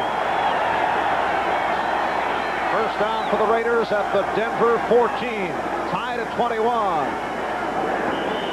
And this time Allen is stopped. Tom Jackson, the outside linebacker, and Rulon Jones, the defensive right end, combining. See Joe Collier looking into his defensive book. Now, what do they like to go to on 2nd and 9 or 10 yards inside the 15-yard line? It's all in that book. He's got it programmed what the Raiders like to call in this situation, and he'll signal his defense accordingly. On the other side of the field, Tom Flores, calling the plays, knows what the Broncos like to do in this situation, and he'll call a play that he likes against that defense. Hawkins and Allen are the setbacks. He has Hawkins on a swing to the 15-yard line. Picked up a yard. That was it. Check of the scoreboard. The Giants in front of St. Louis now 20-3. Phil Simms throwing a second touchdown pass, and Dallas and the Giants keeping pace, both coming in at 7 up and 4 down. The Rams playing at Anaheim today down the freeway. Lead Green Bay 21-17. Kansas City over Indianapolis in the third quarter. Raiders 4 for 4 third down situations in the second half. And Wilson pegs it. Christensen close to the marker. Mecklenburg on the stop. And you saw Wilson indicate just short. Let's see. Take a look. Smith, man-to-man coverage. Christensen set up like he was blocking initially to try and get Smith attention away from him. You watch Mecklenburg, 77, dropping back in the coverage. It's zone coverage. He's helping out anybody he can. The impressive thing, Marv, if you saw Wilson drop back, that time he looked to his left to look off the defensive backs and then through to his right and Christensen. He knew where he wanted to go. He was just decoying until he was ready to throw the football. Raiders going for it, 4th and less than a yard. And the Raiders pick up the first down. So the hurdle move. I think you have an injured Raider down there, Marv. As we take another look from ground level, kind of surprising to see Hawkins carrying the football and Allen doing the blocking. And the Raiders have picked up the first down. Sure, the Broncos were also surprised that that play came that side, because normally Hawkins will lead him to the other side and let Allen jump over the top. First and goal from the 4.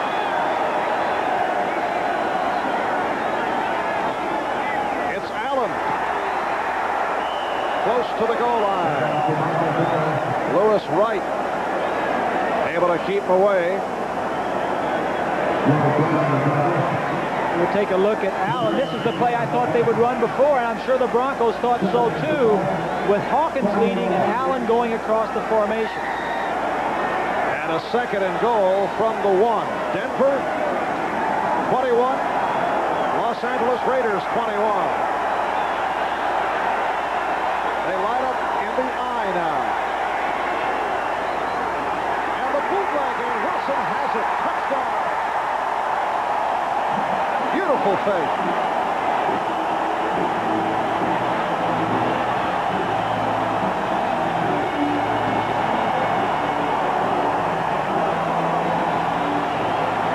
You could almost see the confidence level in Mark Wilson soaring as he fakes to the right, draws all the Broncos. He has a receiver in the end zone, Parker, waiting for him, and he says, I'll just take it the land route and score the touchdown myself. And it was the squib kick by Chris Barr that Barr recovered that has led to this. And the Raiders move in front now with Barr putting it through. They lead it by the score of 28 to 21. Wilson in a turnaround here in the third quarter.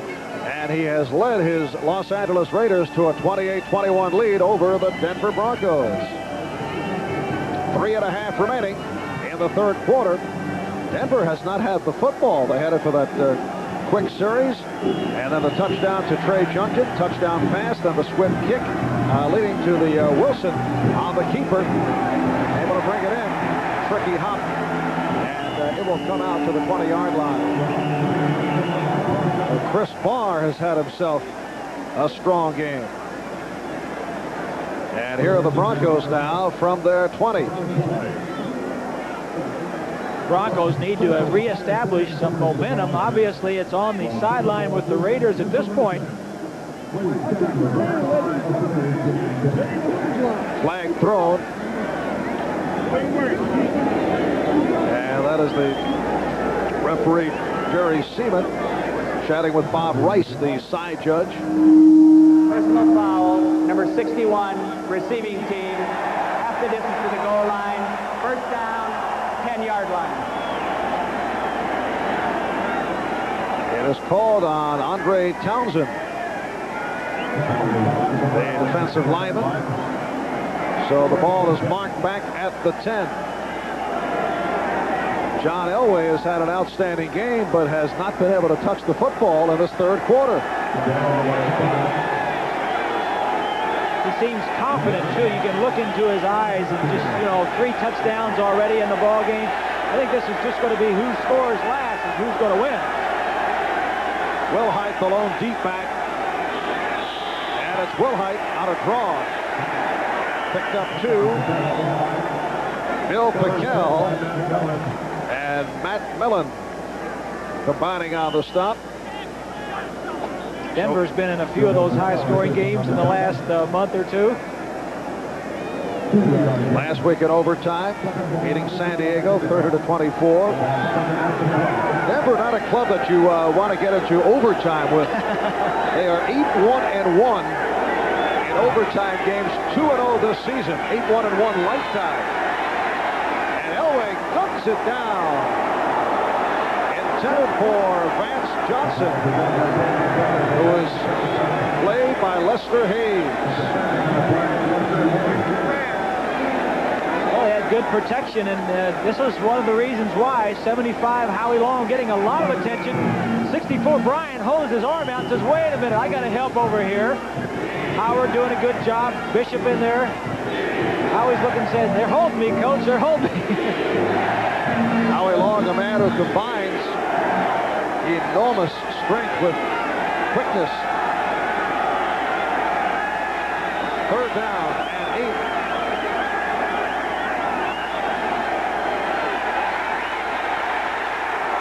Took a pop. He was really wrecked. Intended for Steve Watson. It was Long on the hit of Elway.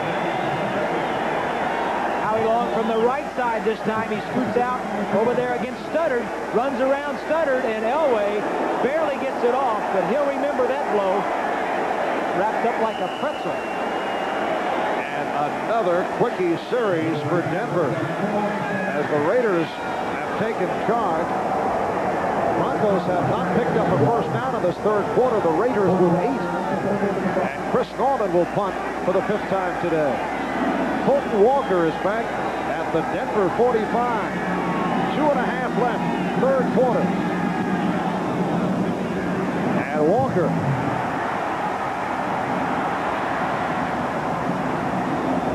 stopped at the 43 by Randy Robbins. 32-yard punt, only a 1-yard return. Similar traits to that of Bob Greasy. I used to play basketball. Al used to fight a lot when he played basketball. In fact, was in the pros strictly as a hatchet man, as even Al will admit. But getting back to football, what about this turnaround by Mark Wilson? Well, the thing about Mark Wilson, he's been inconsistent, and he has been inconsistent in this ball game. But he is riding the crest of a strong series of 2 right now. If he can put another one together, they'll have a big lead going into the fourth quarter. Off the first down play, Allen out of the backfield, inside the 40. 2:15 remaining in the third quarter. And the Raiders leading the Broncos 28-21. Giants doing it over St. Louis now 27-23. 37-yard run for a touchdown by George Adams. Rams leading Green Bay in the fourth quarter 28-17. Second down and 4. 6-yard pickup on that pass play. Ball at the Bronco 38. Flag thrown. Allen hit the line, but a penalty marker down.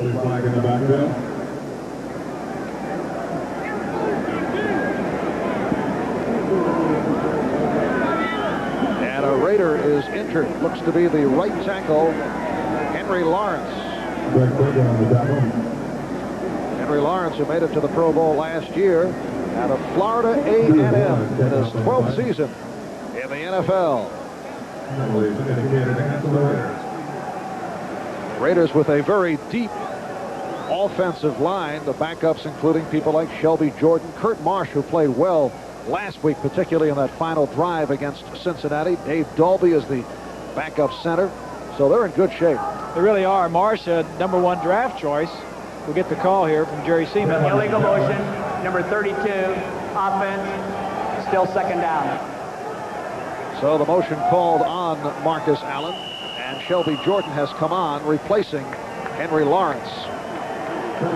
Timeout is called. We'll be back right after Coliseum in Los Angeles. The rain has stopped. There was a steady drizzle throughout. The lights have been on from the start of the game. A 2nd and 9 for Mark Wilson. And Wilson picks it too far, and it's intercepted. And Lewis Wright was looking to lateral. So Wright on on the pickoff as Wilson overthrew. Take another look at this. I thought one of the Raiders was offside starting the play, but Wilson, the inconsistency, 2 strong drives, and now trying to throw the ball. I don't know where. I guess he was throwing it to the receiver on a curl. Dokie Williams, Louis Wright making the interception, but I think the Raiders wide receiver, in fact, Williams, was offside on the play. Dan Reeves saying coming into this ball game, we have to establish the run and not turn the ball over in good field position for the Raiders. Well, the last 3 possessions, the Raiders have started on their own 42, their 48, and then the Broncos 43. So he got a reprieve with that interception. Louis Wright with his 4th interception of the season. One of the heroes of the victory in overtime over San Diego last week. And Denver takes over. From their 44, long count. A hole for Wilhite. Reggie McKenzie on the stop. Set for an update. Let's go to NFL 85. Marv, a double dose of bad news for the Patriots today. Not only did they lose in overtime to the Jets and thus fall a game behind in the AFC East race, but they have lost the man who directed them through their 6-game winning streak. Steve Grogan hurt on this play, strained knee ligaments, and the update is he could miss as much as a month. Marv? All right, Bob, 41 seconds remaining here in the 3rd quarter. Wilhite has the first down. And the word on Henry Lawrence is a bruised left knee. The Raiders are hopeful that he will be able to return. That left knee's got a lot of poundage to support. Ooh. Henry Lawrence probably weighing over 300 pounds.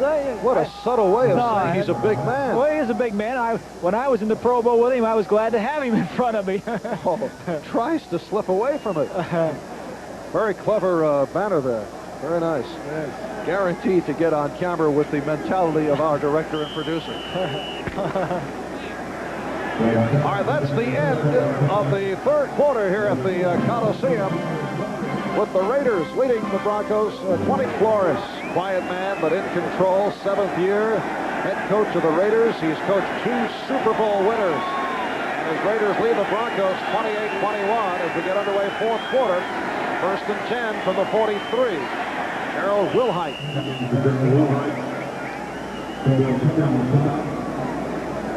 Picked up 3. Piquel and Turan converging on the tackle. 2nd down and 7 now at the Raider 40-yard line. So Wilhite getting quite a bit of action today. Suffered that pinched nerve at his neck last week.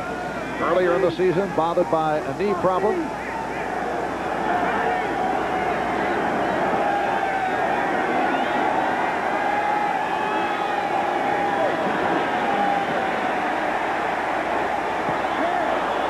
Complete, but a flag thrown. Intended for the tight end, Clarence Kay.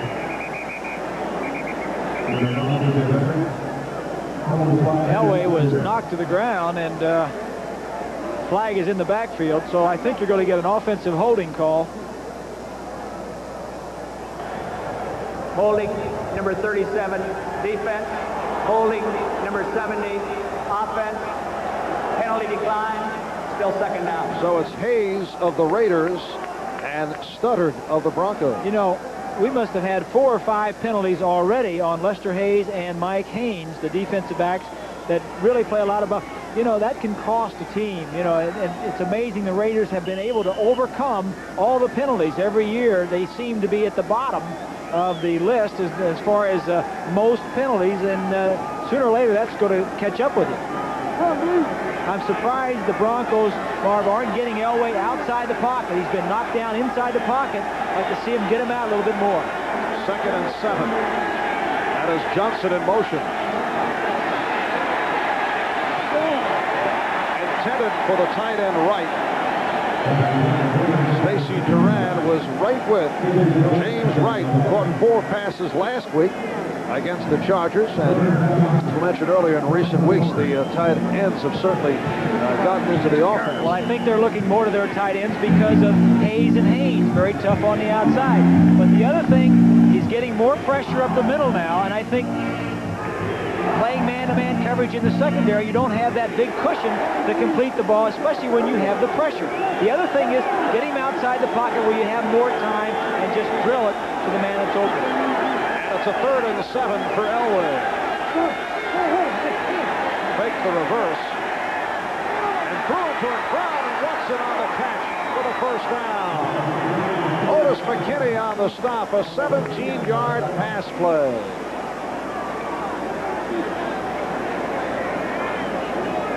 The Broncos getting him outside the pocket. More time. Fake the play. Now you get outside. Now you've got some time. Now it's not a matter of reading. It's just seeing who's open and throwing the football. He couldn't tell who he was throwing it to because there was 2 receivers there. But Elway is more dangerous, especially against a team with aggressive rush and aggressive coverage outside the pocket. 3rd catch of the day for Steve Watson. And a first down for Denver. That's Sampson peeling off.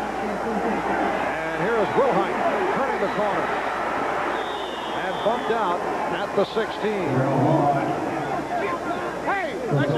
Otis McKinney pushed him out. McKinney, a starter for the injured Van McElroy, who had re-aggravated the hamstring pull last week against Cincinnati. Rod Martin complaining to the official on that side that he was being held by Clarence Kay. And the way the running back went around that end where Martin was, I would have to agree with him because Martin normally will make that play come off the block.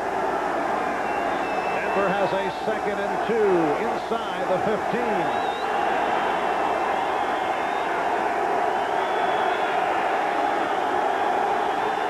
Confusion. Oh, yes.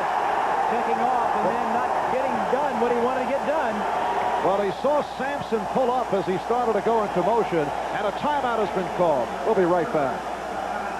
63,161 at the Coliseum in Los Angeles on a rainy, nasty day in Southern California. They sold close to 80,000 tickets. So 15,000 no-shows. Big crowd here in L.A. And you can hear them as the Broncos have a 2nd and 2 at the 15. Big hole for Steve Sewell, who has the first down. McKenzie on the stop.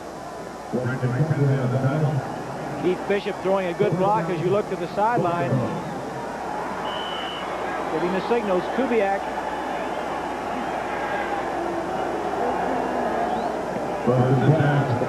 Backup quarterback Gary Kubiak, who last year led Denver to an overtime victory over the Raiders last October, coming on for John Elway. First down at the 12. Raiders lead it 28-21. Elway off the roll. And threw it away. He was being chased by Piquel. He was looking again to go across the field. Penalty marker also thrown, but he did succeed down at the other end of the second quarter by hitting Clarence Kay for a touchdown as he whirled right and threw far across to his left. Bill Piquel is out of breath from chasing John Elway. Defensive holding again on the Raiders.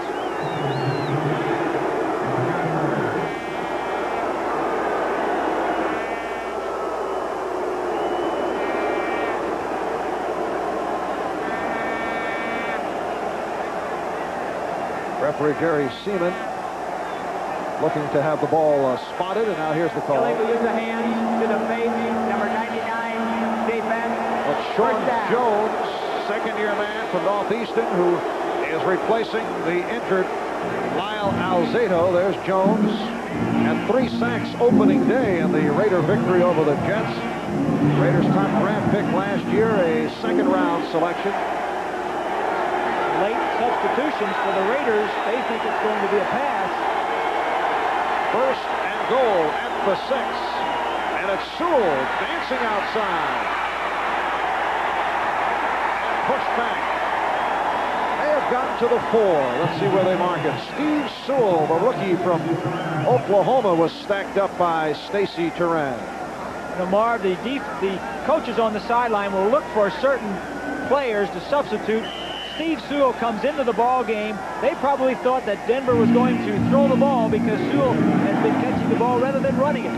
So the Raiders substituted their pass defense players, and he had to run. But there's a lot of strategy going on in the press box. Second and goal from the 4, and it's Sewell. Sewell is in. Touchdown.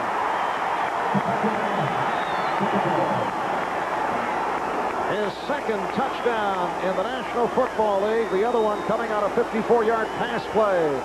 And the Broncos move within 1. Sewell, good blocking up front. You see Bishop pulling and leading Will Height, 47. Mike Haynes just covering his man. Now he sees the hole, cuts up to the inside, and dives into the end zone for the touchdown. Steve Sewell, who has carried the ball 7 times for 28 yards, bringing Denver within 1. Now Rich Carlos will look to tie it. The holder is Kubiak.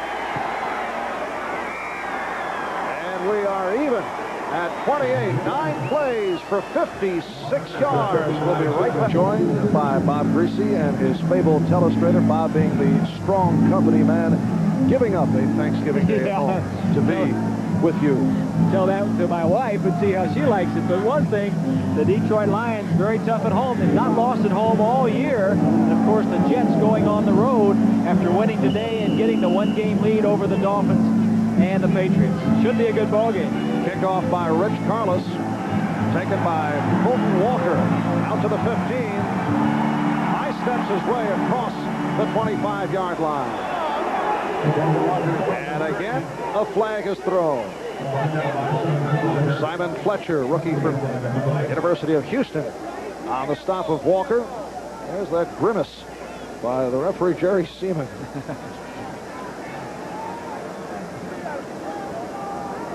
And there's the hold called on the Raiders. He has that transfixed look as he indicates the penalty. And this will be the worst field position of the second half for the Raiders. Illegal use of hands in the back. Number 43, receiving team during the return. First down. Number 43 is Sam Seal, the other kickoff return man, along with Fulton Walker.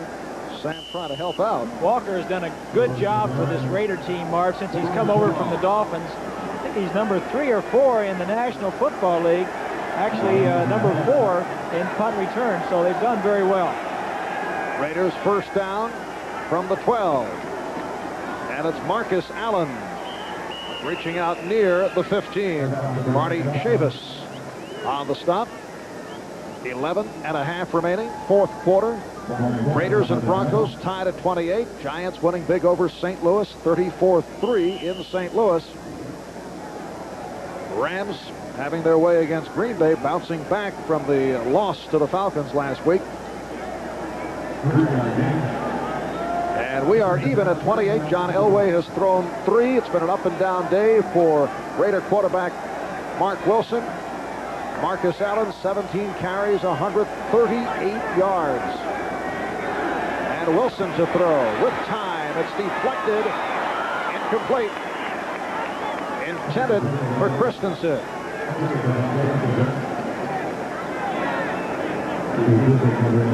Mecklenburg moving around this time as a linebacker, comes straight forward, plays off of 2, gets his hands up and knocks the ball down. Good penetration by Mecklenburg. Really was an in-between size, wasn't big enough to be a defensive lineman. It was probably too big for a linebacker, but the Broncos drafted him 4 years ago in the 12th round and really made a reclamation project out of him. Last year played linebacker and is really the star, if there is a star, of that no-name Bronco defense. And Marcus Allen limping to the sideline. Kenny King has come on. King and Hawkins now in the backfield. And Wilson throwing one and completing to Kenny King. A very soft toss, but right on target. So King comes out of the backfield and combines on a 37-yard reception. with fresh legs. The seam right here, what he's going to do is just swing out of the backfield. Fresh legs, having only caught 2 passes all year. All the other receivers come to the inside. You see Christensen now. It's man-to-man. Good throw by Wilson, and that is throwing it to the outside where King can make the play. Kenny King lost his starting job to Frank Hawkins. He's been primarily a backup halfback. And King gets the call here. Ken Woodard, the outside linebacker, making the stop. Kenny King in his 7th season out of Oklahoma, a 3rd-round draft pick of Houston. In 1980, he was a running mate of Earl Campbell with the Houston Oilers. And Kenny hears it from the crowd as he heads back off. Marcus Allen, who hobbled off 2 plays back, apparently all right. And Hawkins are the setbacks. 2nd and 8 from the 46. Intended for the tight end, Todd Christensen. And a 3rd down play coming up for Wilson. Kansas City leading Indianapolis 20-7. Christensen shaking his head as he comes back to the huddle.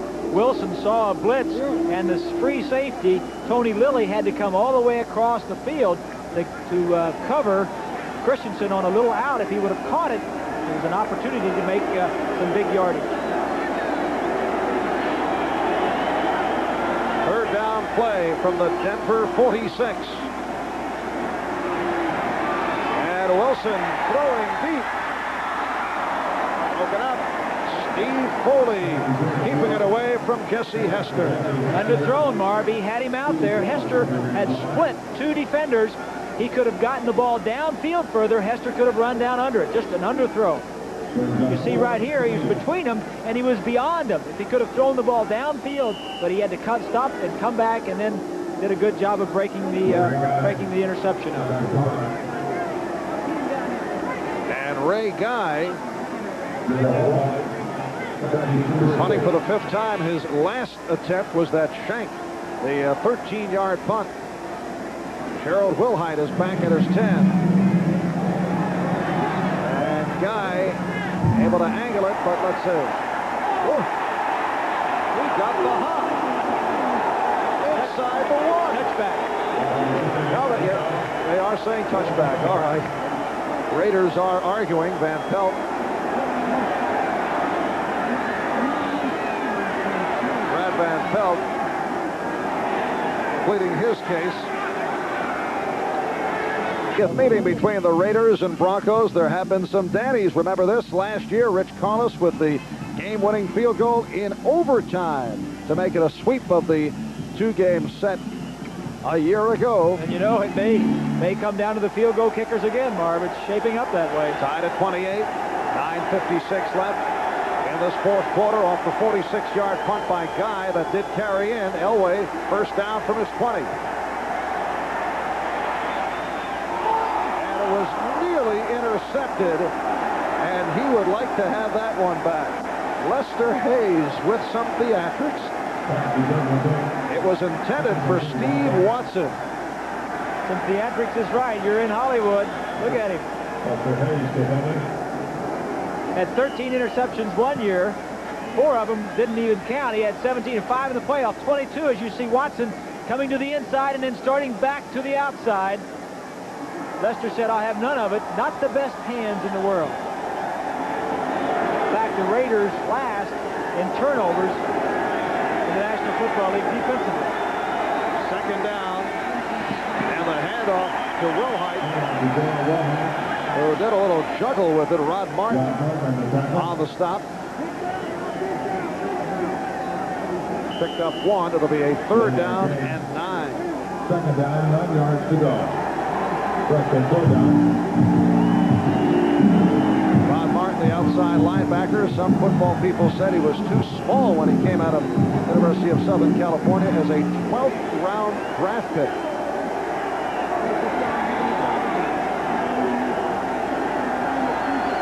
Sampson in motion. Elway has the time. As Piquel was blocked, and Elway running for the 1st down.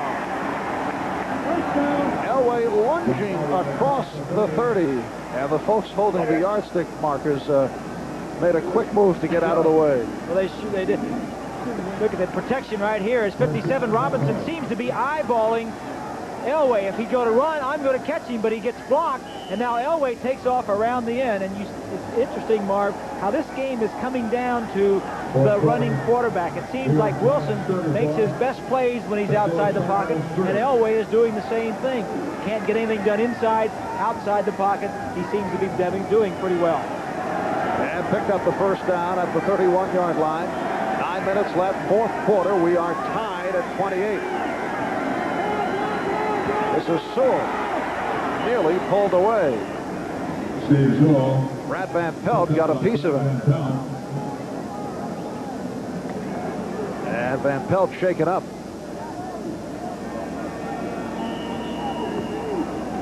Let's take a look at Bishop right here. He's going to pull and block to the side the play is going to as right 87 goes across. Now Bishop pulling and leading around the outside, gets a block or misses the block. The linebacker kind of hit inside, but Van Pelt going down. I don't know, Marvin. I think he landed hard on his knee.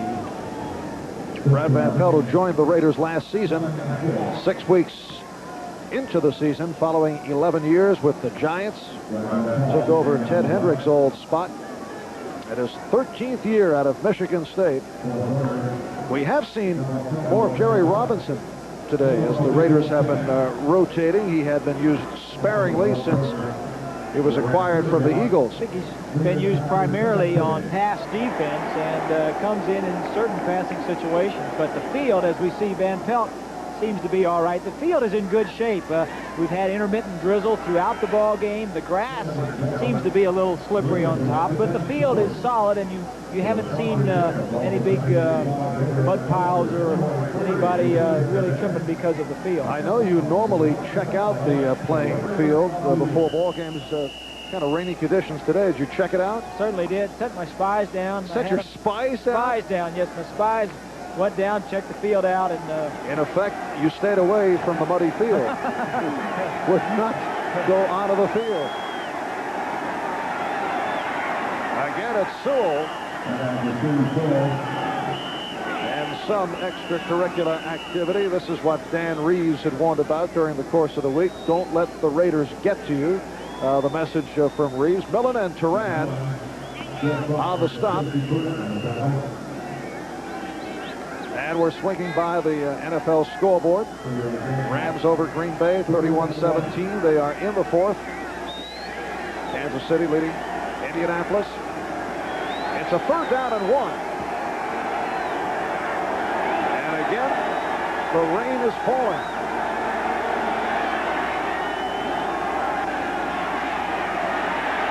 Steve Sewell accelerating. Was pushed back. We'll have to see where they spot it. Ron Martin, number 53, and Mike Haynes combining. Third and short yardage, as you see, Martin 53 in the defensive surge. Good block on Martin by Studdard, but Sewell seems to be running a little bit high for a third and short yardage situation. Whenever you stand up in that defensive line, you can expect to be thrown back on your back. So the first down picked up by Sewell at the 41. 7.5 left, fourth quarter. And here's Wilhite finding the hole out across the 45.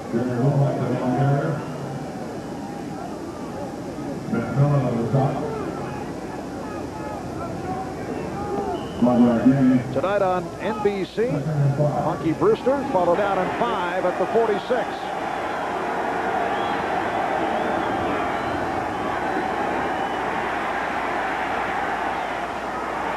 Clarence Kay, but a penalty marker is down in the secondary. Kay on the reception, stopped by Bill Piquel. But a flag thrown. Flag thrown from the field judge deep in the center of the field, normally an infraction on the tight end. Defensive holding against the Raiders.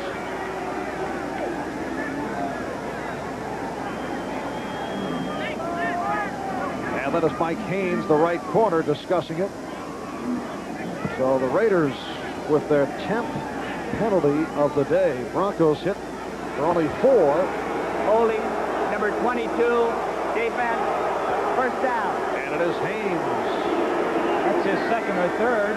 Mike Lester Hayes has 3 or 4, and I know we mentioned it once before, Marv. I think it bears repeating. The Raiders last in the AFC in being penalized, and 24th out of the entire 28 teams in the league. So this is not uncommon for the Raiders.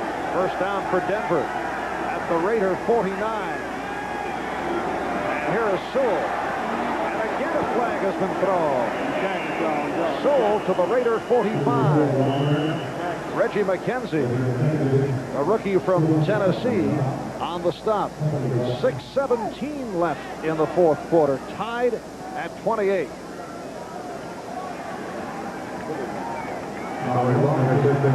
Tripping.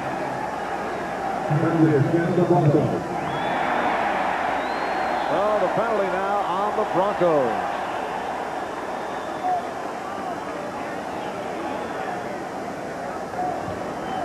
Tripping, number 54, offense, 10-yard penalty, still first down. That's the left guard, Keith Bishop, called on the trip. Final score, the Giants over the Cardinals. So the Giants go to 8-4, and Dallas in front of Philadelphia, now looking to keep pace with the Giants in the NFC East. It'll be a 1st and 20. Denver from their 41-yard line. Now under 6 minutes remaining. Tied at 28.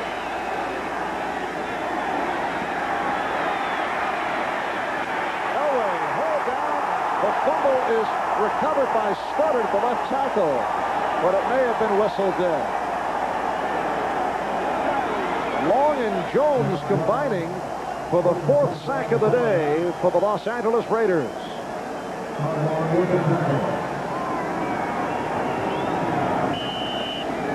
Right, 87 is the man he wants to get the ball to. You see him blocking for a second. Elway rose to his right. Now he looks back.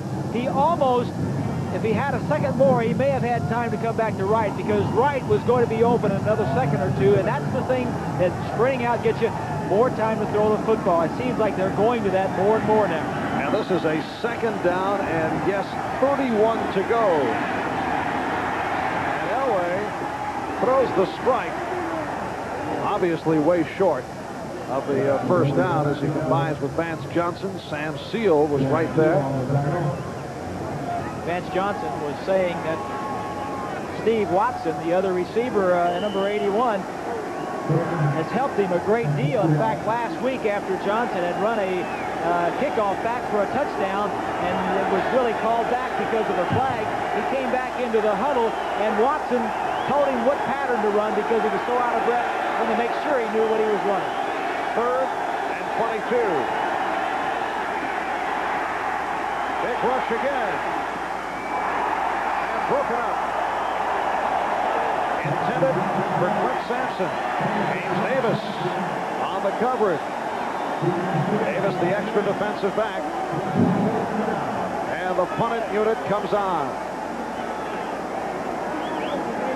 Go back and take a look at what's going on with these cornerbacks. Whoops. Well, there was not a foul call. I don't know if they called that inadvertent, incidental tripping or what. It's hard to tell where the ball went. The ball was already thrown or what, but certainly a lot of penalties against the Raider defensive backs. 4:18 left, 4th quarter. And here's Chris Norman from his 25. And a good punt. This is Fulton Walker at his 20. 25. And a good coverage by the Broncos. So now the Raiders will have a shot at it. A 41-yard punt and an 8-yard return. Mark Wilson trots back out of the field. Denver 28.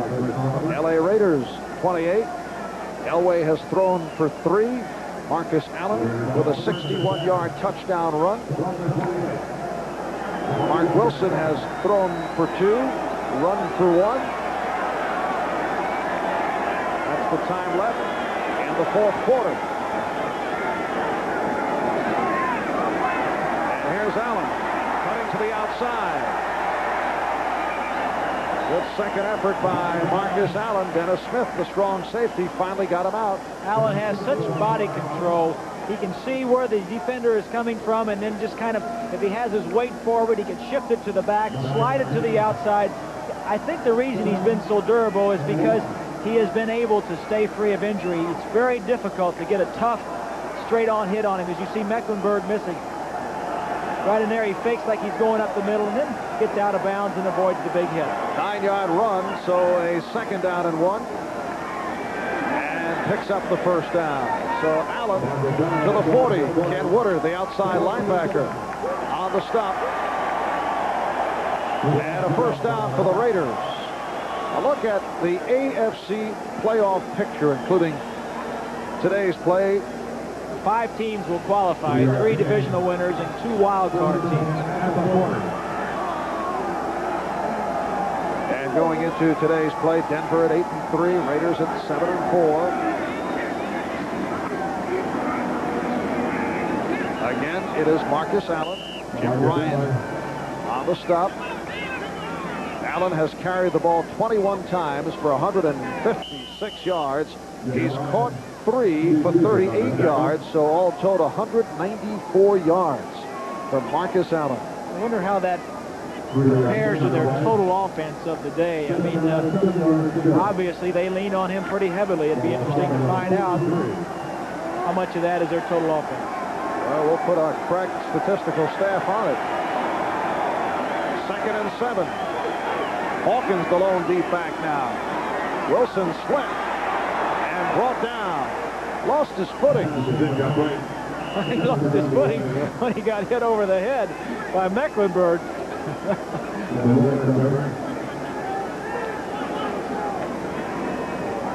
The no-name defense. It's Chris Barr with a big smile on his face, trying to keep the pressure off of him. Knows it may come down to he or Rich Karlis. Statistician Russ Schneiderman with the facts that you have requested. Raiders 337 total yards. Allen overall 194. 2 minutes and 41 seconds remaining in this fourth quarter. It's a 3rd down and 7. Look out as Wilson is brought down. Dennis Smith. It's his 4th sack of the season. Obviously a safety blitz coming on. Wilson knew that he had man-to-man coverage downfield if he just had a little bit longer to throw. Mecklenburg up there just drawing the attention of the center. Drops off for coverage, and Wilson did not see Dennis Smith coming from the outside. A well-designed play by Joe Collier. Team concept, team defense. So the Raider drive is stopped. Clock running down to 2 minutes and 20 seconds. Remaining fourth quarter. And here is Ray Guy looking to angle.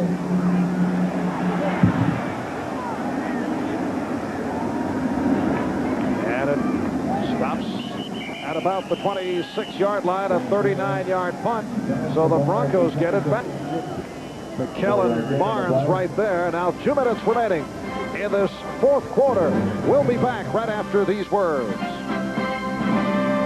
Steve Largent twice for big gains in a fourth quarter drive to get his Seahawks to the Dolphin 2. It's deadlocked at 20. With nearly 2 minutes remaining, Seattle doesn't want to settle for 3. Do they throw to Largent once again? The ball to Warner, who scored easily around right end. His clutch touchdown sent Seattle to the AFC Championship. The Seahawks made the right choice. Dan Reeves tied at 28. 2 minutes remaining in this fourth quarter. The Denver Broncos have been superb in overtime. They're 2-0 this season in OT. There's Rich Karlis, who beat the Raiders last year in overtime, and 8-1-1 all time in overtime games. The only loss coming in 1978 against Minnesota. Raiders involved in 1 overtime game this season, and that a 40-34 loss to the San Diego Chargers. Raiders being 4-3 all lifetime in overtime games, but Is it true that the Broncos have been in 2 overtime games this year, won them both, and their offense has not been on the field? That's right. 2nd and 6. And again, the Broncos staying on the ground. Harold Wilhite stopped by Rod Martin. Denver has 2 timeouts remaining. Los Angeles with 3 left. Wilhite with the 3-yard carry has now run for 82 yards on the day, so that equals his NFL career high, which was accomplished against the same Raiders last season. 3rd down and 4. Sampson in motion.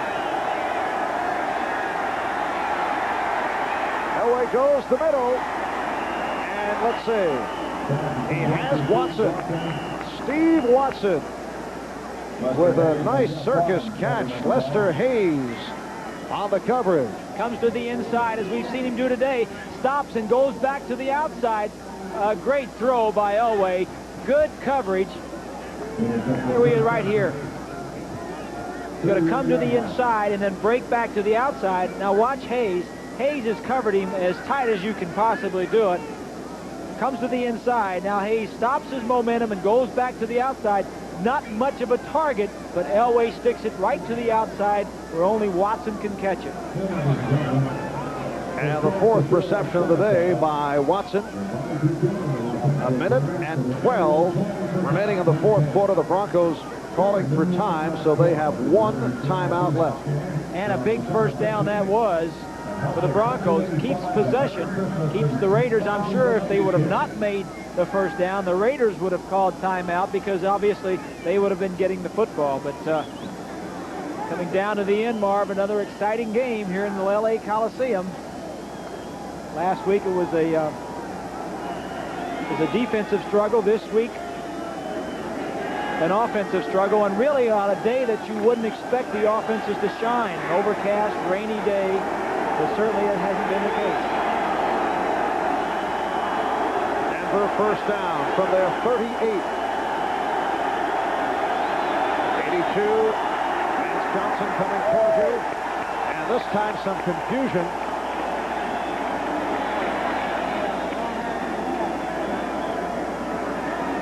Timeout is allowed. You cannot have consecutive timeouts. Timeout was called off. Cannot call consecutive timeouts. That would have been the final timeout for Denver. But they restarted the 30-second clock. Flag is thrown. A completion to Sewell. Stacy Turan on the stop. That 30-second clock was down to its final seconds. That's why Elway had called for the time. That's why he wanted a time, but then when Jerry Seaman came in, they restarted, I'm sure.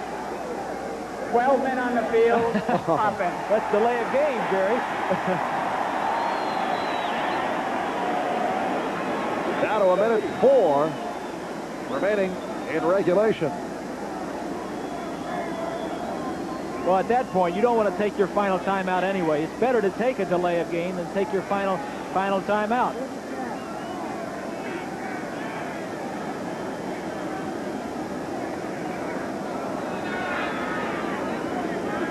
Dan Reeves very calm on the sideline. Wasn't always that way. In fact, he is wearing a reminder. He has a, well, let's take a listen. 12 men on the field. Offense. Still first down. Dan Reeves is wearing what he calls a special tie, and that is only to serve as a reminder not to go crazy.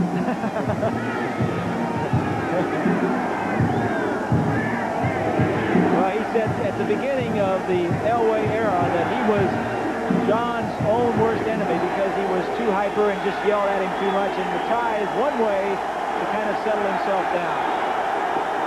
First and 15 back at the 33. And here's Sewell. And again a flag is thrown. Sewell not able to make the turn. So the penalty marker down with 59 seconds left in regulation. And it's against Denver.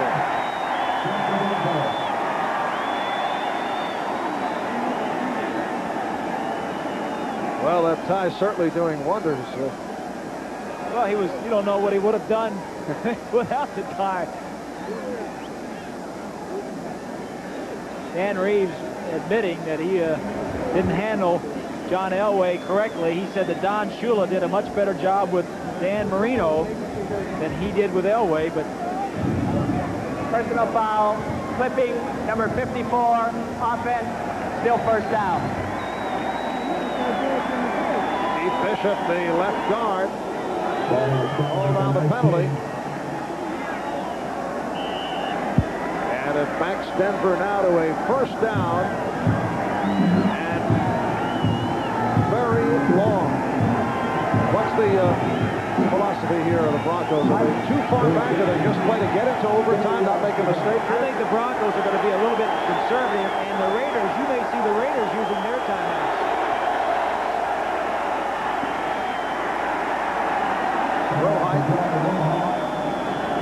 With the clock stopped and 52 seconds remaining in regulation. We'll be right back. James Davis with the tackle, and we're down to 42 seconds remaining.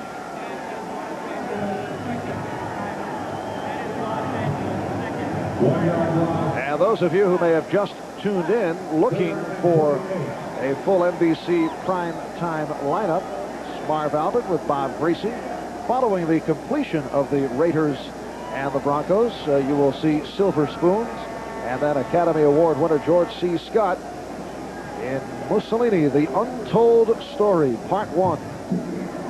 That'll be upcoming following the Raiders and the Broncos. And with 42 seconds remaining, we may have quite a bit of football ahead. 42 seconds left in regulation. Well, the Raiders have one timeout remaining. It's third and whatever, 25 or so.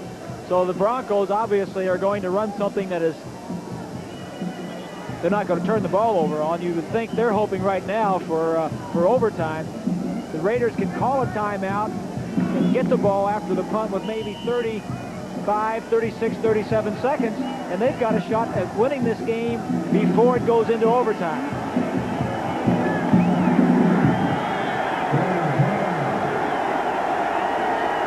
Third down play. And here's Sewell. Out to the 24. And we now have 35 seconds left. The clock is stopped as a timeout is called by the Raiders, their final timeout. So Denver has the one left. And you will see the punting unit come on. Of course, the key thing here is the Raiders can go for the block. The Broncos have had some problems in the last few weeks with their punting and getting the punt off. They've had two blocks, and really only one that counted because one was partially blocked and went past the line of scrimmage. But the key thing here is, are they going to rush the punter, or are they going to drop back and try and get a return? Chris Norman had one blocked last week by the Chargers.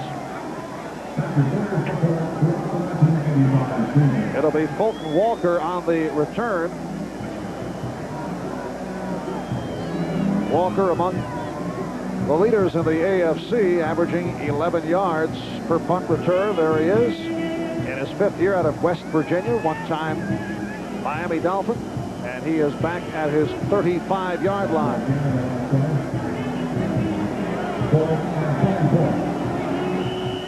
And there's Chris Norman awaiting the snap back at his 10. I think you go for the block, Mark.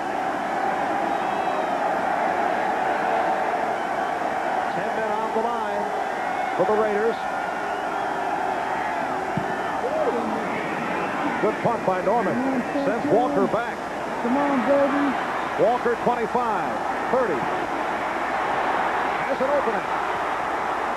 And the punter, Norman, gets involved in the tackle. We have 20 seconds remaining in regulation. A 58-yard punt and a 20-yard return. Great punt. He really out-kicked his coverage. He's going to run 10 yards before he even runs into a Bronco, and then makes a good move here as Squarick, 58, does not make the block. It's a good no block and then gets upfield. Chris Barr only 2 of 8 outside the 40-yard line, so they have to get it in pretty close to get into his range. And here is Wilson looking downfield, throwing sideline, and he is out of bounds. Great interception, a one-handed interception by Wilson. But out of bounds with 13 seconds remaining in regulation. And Doki Williams is hurt. They can ill afford to lose Doki, the only veteran receiver. They have Cliff Branch, who has been activated a couple of weeks ago after a hamstring injury. But really, of the 3 that are playing, the only veteran receiver, as we take a look. Oh, Wilson fell on his ankle. It looks like it might be his ankle or a twisted knee.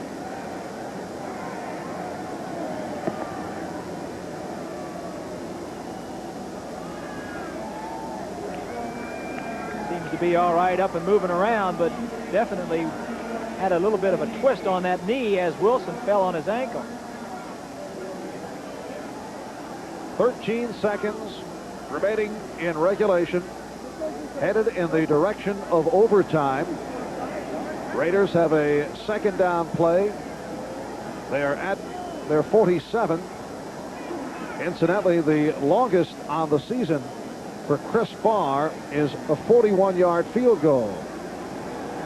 That would mean, Marv, they would have to get it down inside the 25-yard line to get in his range. If it were on the 23-yard line, a 40-yard field goal. And Barr, after the slow start, has shown some signs in recent weeks. Got 2 of 2 last week against Cincinnati. That's how far they have to go. 13 seconds left in this 4th quarter. And here's Wilson looking to pop it down. Now he goes short. He has Allen, who steps out. And 6 seconds remain. Of course, having the ball against the Broncos, you have to be a little bit careful, because the 2 games that the Broncos won in overtime, the offense wasn't on the field. One, the defense intercepted a pass. I think it was Hunter, and set up a field goal by Carlos. And then the other, of course, the special teams last week on the block by Dennis Smith, and then Louis Wright picking it up and running it into the end zone. So just because their offense isn't on the field doesn't mean you have to worry about it. All right, here is Wilson. Time running out. See, 1 second remaining. They'll have a shot at it. They certainly do. 1 second remaining. And it's Jesse Hester, the man who dropped the touchdown pass earlier in the game, coming up with a clutch reception. Good protection. Wilson making sure he doesn't get it picked off. Throws it over 2 defenders. And steps out with 1 second. As you look, Hester at the bottom of your screen. Throwing it in between. Hester with a presence. Here we go. And this will be about a 40-yard kick. He hit from 41 earlier this year. His longest ever, 45. This is for the ball game. Yeah!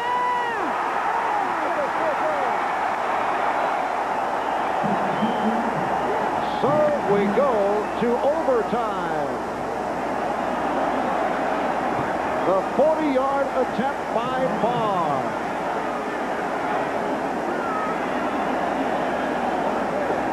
Plenty of leg. The ball, if it would have curved to the left like most right-legged kickers do, would have come in, but he doesn't have to tell the referee. He can see by the reaction of Chris Barr that it was just outside. It looked like Millen, number 55, was asking him, did you make it? Wasn't it in? And of course, to have to tell that big hunk of a man, Millen, that it was not in, a little bit intimidating. All right, here's another look, and you'll see the conversation by Millen. Of course, Millen was busy blocking. He didn't want to get it blocked. Millen says, it's good. It's good, isn't it? Isn't it good? Wasn't it good, Chris? Chris, I'm afraid it wasn't, man. Chris saying, are you crazy? Number 7, face caller. Tails is called. It is head. We want the ball! We want the ball! Raiders win the ball. Yes, Rod Martin says we want the ball. And we'll be back with the overtime kickoff. Final second, fourth quarter, Barr attempting the 40-yard field goal, which would have won it for the Raiders, but not able to hit. It's interesting watching that last replay. Dennis Smith over there on the same side that he blocked the field goal last week in overtime that Louis Wright picked up, trying to do it again. The Raiders said, I'll have none of this, blocking him out. Good protection for the field goal attempt, just a little bit wide to the right for Chris Barr and the Raiders.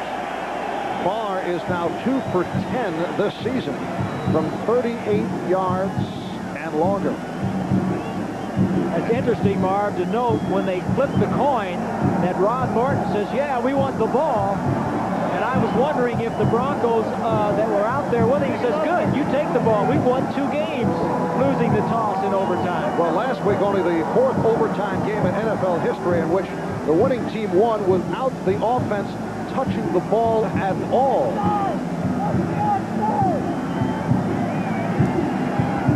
Rich Carlos teeing it up. Sam Seal and Fulton Walker are back.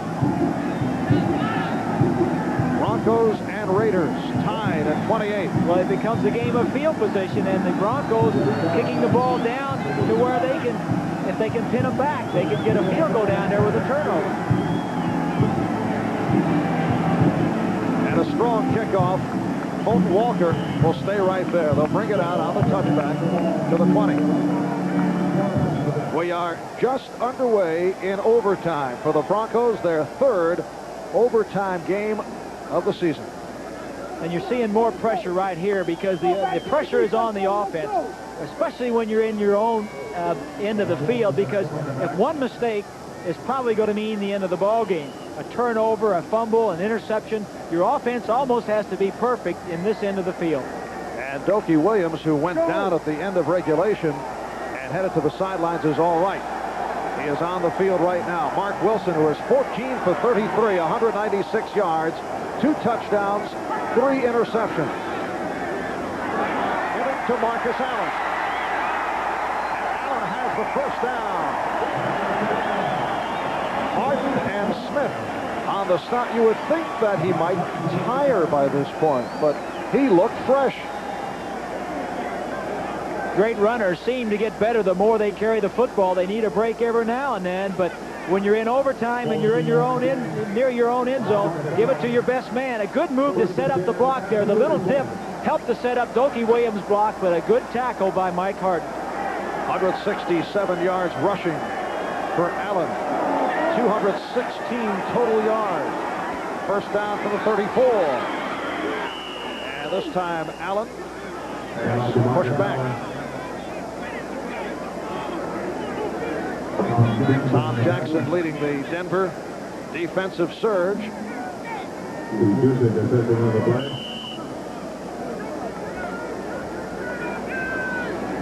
yard gain. Second down, 9 yards to go. Tells you a little bit about Marcus Allen. 2nd and 9.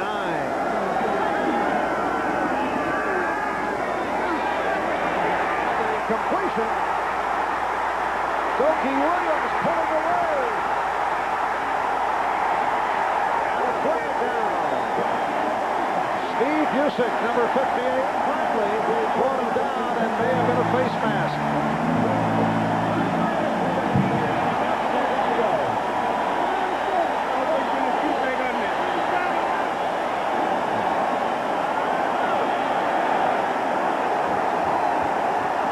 So they'll tack on some yards, 42 yards plus the penalty. Right here, the receiver is going to come down and break to the outside. The defensive back is going to miss the tackle, and then Busick will have to come all the way from his linebacking position down and breaks to the outside. That's Harden, 31, missing the tackle. 3 other Broncos knock each other off, and now Busick tries to knock the ball loose, pulls his face mask, and now the Broncos are in tough tough territory. Third catch of the day for Dokie Williams. If you're looking for a turnover from the Denver Broncos, last year they were one of the top teams in the league. This year, 22nd out of the 28 teams in creating a turnover by the defense. First down at the Denver 18. And it's Frank Hawkins getting the call. A rare call.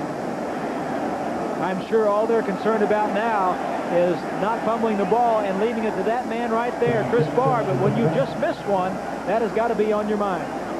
Only the third time that Hawkins has carried. Picked up 2. It'll be a second down and 8. Chris Barr, who missed from 40 at the end of regulation, thinking about it now. Tied at 28, 2 minutes in overtime. And Allen inside the 15. Reuben Carter, the nose tackle on the stop. And here is Barr coming on third down. They don't want to handle the ball anymore. I like this, Marv. If you have a missed snap on third down and the holder mishandles it, he can just fall on it and you can try it again on fourth down. It's a good call by Tom Flores. And Barr has not missed a field goal inside of 38 yards this season. This will be from 32 yards away. This time, Dan Reeves gets his timeout called in time. Last week they blocked it, but the timeout came in a little bit late, but they went back and blocked it again. Just to make Chris Barr think about it a little bit longer. And a timeout will bring for these messages. Get that artsy guy with Half minutes in to overtime. Third down situation, and Chris Barr looking to end it from 32 yards away. Here it is. It is all over.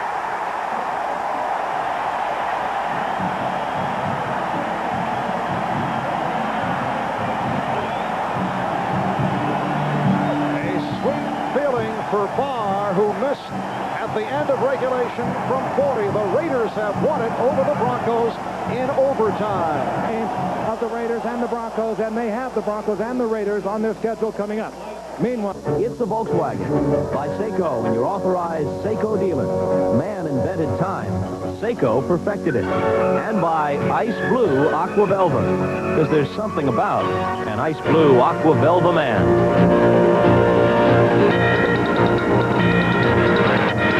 Hi again, everybody. I'm Bob Costas. Welcome to the pregame show. Ahmad Rashad is here, but sadly, Pete Axthelm's seat is unoccupied. Pete is a little bit under the weather today, and the shockwaves are already being felt in Las Vegas. Now, coming up a half hour from now, you'll see one of these two games on NBC. The big one involves the Broncos and the Raiders from the Coliseum in L.A. Rain is expected there. Denver leads the Raiders by a game in the AFC West, and they will play 2 weeks hence at Mile High Stadium in Denver. Now, of course, Lyle Alzado, with the Achilles tendon injury, is out for the season for the Raiders. Sammy Winder will not play today for the Broncos. Gerald Wilhite will open up at running back. And you may have heard that earlier in the week, with Winder hurt, the Broncos tried to sneak Rick Parros through waivers, but Seattle claimed him, so now he's wearing a Seahawks uniform. Indianapolis at Kansas City is our other game at 4 o'clock Eastern Time. Both these teams are 3-8. Matt Koeffler will start at quarterback for the Colts, not because Mike Pagel has performed that badly, but simply because Coach Rod Dowhower feels he has to shake things up. On the other side, Bill Kenny is injured for Kansas City, and the starting quarterback for the Chiefs will be Todd Blackledge as they try and snap a 7-game losing streak. As you know, Redskins quarterback Joe Theismann underwent surgery twice this week to repair the damage to his right leg after that frightening injury last Monday night. Yesterday, at Arlington Hospital, he shared these thoughts with our Bill McAtee. The moment that I was the most scared was when I was lying on the field, and I didn't want anybody to touch my leg. I just wanted to try and gain some type of composure to myself, because the pain was excruciating. And all of a sudden, the adrenaline and anything else in the body, any body chemistries that do take over in a moment like that sort of took over. And I was still tense, and I was trying to hold my leg up, and I just said to Charlie, "Don't touch my leg. I know it's broken. Don't touch it. Don't do anything." And I just asked him, I said, did it come through the skin? I did not want to have the bone, because, you know, you just see things like the bone coming out of somebody. I did not want that to happen. Have you been able to watch the tape? Once. I didn't, you know, I'm a very lucky man in so much that I've got somebody that cares about me more than probably herself, and that's Kathy Lee Crosby. She wouldn't let me watch it. She said, "You don't want to see it." I said, "No, I want to see it." So Thursday night, she said, "Oh, you want to see it? Go ahead." So I put it on and I saw it, and as soon as I saw it, I turned the set off just like that. I said, "I don't want to see it anymore." Frightening. Yes, it's scary. I happen to think that severity of that instantaneous moment right there of what can actually happen in an arena, in a game, I think it sort of it shocked me when I saw it again, and I've had people come up and say they really, it set them back. It almost made them sick because it was such an, the body just isn't made to go that way. They don't put joints that go that way down there, and that was all I needed to say. I don't want to see it anymore. I don't even see pictures of it. Bill McAtee's entire interview with Joe Theismann will air at halftime on NFL 85. Now, quickly, through scores of other games, and perhaps the biggest game of the day, first place is at stake in the AFC East. Both the Patriots and Jets are 8-3. The Patriots have won 6 in a row, but they are playing now without Steve Grogan, the man who has directed them through that winning streak. He sprained a knee in the first half. Tony Eason has replaced him. The Jets led 6-3 at halftime. In the third quarter, the Patriots were driving for what looked like it would be the go-ahead touchdown, but Irving Fryer fumbled at the 2. The Jets recovered, and almost immediately thereafter, this play occurred. Ken O'Brien, the top-rated quarterback in the NFL, will find Wesley Walker wide open, and it looks like the veteran hasn't lost much, if any, of that 9.3 speed. He covers 88 yards on this one, a terrific turnaround in the space of a couple of plays, and the Jets have the lead at the Meadowlands, 13-3, and Joe Walton and his staff are celebrating. Miami is in front of Buffalo at Buffalo, 17-14. Dan Marino has thrown 2 touchdown passes for the Dolphins. Chicago on their way to a record of 12-0, leading in the 4th at Soldier Field. They just added a safety. 29-0 is the score. Walter Payton is over 100 yards for the 7th consecutive week, tying the NFL record. He now shares it with O.J. Simpson and Earl Campbell. One of his runs, 40 yards for a touchdown, and yes, Refrigerator Perry has scored again from about 1.5 yards out. He went airborne. He dove over a couple of Falcon defenders. They're loving it at Soldier Field, leading 29-0. Washington and Pittsburgh, at one point, Pittsburgh trailed 14-3. They came back to tie it. Now the Redskins have opened it up again, 27-17 with Jay Schrader at quarterback. The Browns have lost 4 in a row to Cincinnati, but they are leading at home in this one, 24-6. Turk Schonert in at quarterback for the Bengals. A hip pointer sustained by Boomer Esiason, and he's left for the rest of the game. Gary Danielson opened for the ineffective Bernie Kosar at quarterback for the Browns and threw a 72-yard touchdown pass to Clarence Weathers.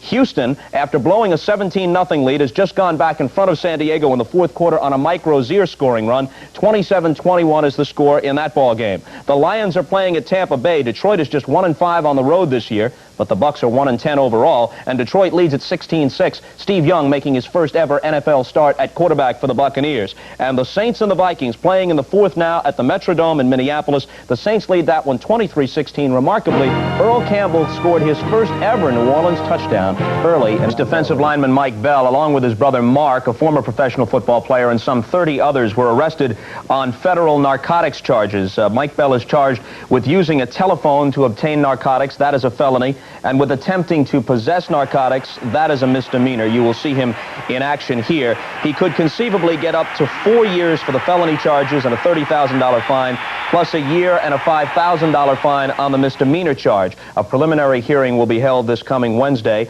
and owner Lamar Hunt of the Chiefs has granted Bell a paid leave of absence in order to iron things out. Standing by with us now is Duron Cherry, the Chiefs defensive back, one of the league's best, at Arrowhead Stadium, where the Chiefs will play host to the Indianapolis Colts today. Duron, your reaction to these developments this week? Well, Bob, you know, it was a tough thing to really think about because Mike is such an integral part of this football team and is a type of guy that we never really expected this to happen. But the team is 100% behind Mike and what he wants to try to accomplish out of this whole deal. So we're just really concerned about Mike and his family, and I think as a whole the players, you know, were very shocked, but you know, we're more concerned about him right now, and we're just behind him 100%. Quickly, Duron, people say in a situation like this, how could his teammates not know? They'd have to know. Well, you know, this was a situation that happened way back in May, so really we weren't really a part of him. It wasn't happening during the season this year. So we feel as though that we had no idea, no inclination that this type of thing would happen, and, you know, we're just sorry that it did happen. Like I said, you know, we're behind him 100% in this. even though it's very unfair, it's inevitable that speculation in something like this spreads beyond Bell to his teammates, especially when a team is having a bad year, as the Chiefs are. Does that affect you, and do you find that football players and maybe athletes in general are leaning more and more towards some kind of drug testing situation in order to clear the air over the innocent? Well, you know, I feel like in this situation, this was a situation, an isolated incident that happened in Wichita. It didn't happen here in Kansas City. And as far as a drug problem on this football team, I don't feel as though there's a drug problem on this team at all. We've lost 7 in a row, and a lot of people speculate that that's the reason why this team has lost 7 in a row. But that's not the case. We just haven't played well. We have a lot of injuries to a lot of key personnel. And like I said, it happened way before the season even started. And if we were 8-3 right now, nobody would even speculate that. So at this point, I don't think that our team is concerned about that problem. And we're just ready and more concerned about playing football. One more item very quickly, Duran. There has been speculation about John Makovic's future, that he might be fired before the year is over, and your team has lost 7 in a row. Talk of dissension. What's the situation on your club right now? Right now, our team is 100% behind Coach Makovic. He has received a lot of criticism, but in the same token, the players have to accept their responsibility for not playing well as well. So we're 100% behind what he's trying to do here. Duran, thanks very much. Good luck today against the Colts. Thank you, Bob. All right, fellas, let's change it and bring on Mr. Larry King from Washington, D.C. Take it away with your items, Lawrence. Good switch. Thank you. You're welcome. Clear your throat there, Larry. This is a big number here. We want you to go through it smoothly. I got on a little late. Normally, my throat gets uncleared 3 minutes after this. We've learned from a high source inside the organization that the St. Louis Cardinals will offer the head football coaching job to Mouse Davis when this season is over. Davis, creator of the run-and-shoot offense. He coached Neil Lomax, the Cardinal quarterback, in college, coached Jim Kelly in the USFL. We learned he was offered the offensive coordinator's job before the season and turned it down. Personally, I like Jim Hannafin, but the name of the game in football is winning. Atlanta's Dan Henning, who's also on the way out, said earlier this week, every coach in the league is in the last year of his contract. Some guys just don't know it. Jim Kelly, by the way, is telling his friends that he'll be a Buffalo Bill in 1987.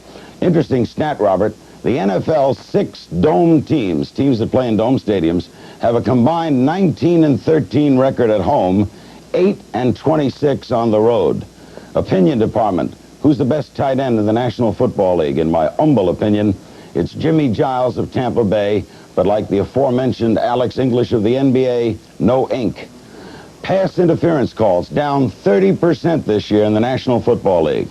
O.J. Simpson told me in a television interview for CNN, it's going to be shown in December, that if he were Bo Jackson of Auburn, with the opportunity to play baseball or football, equally good in both, he would choose baseball. Longer career, higher pay.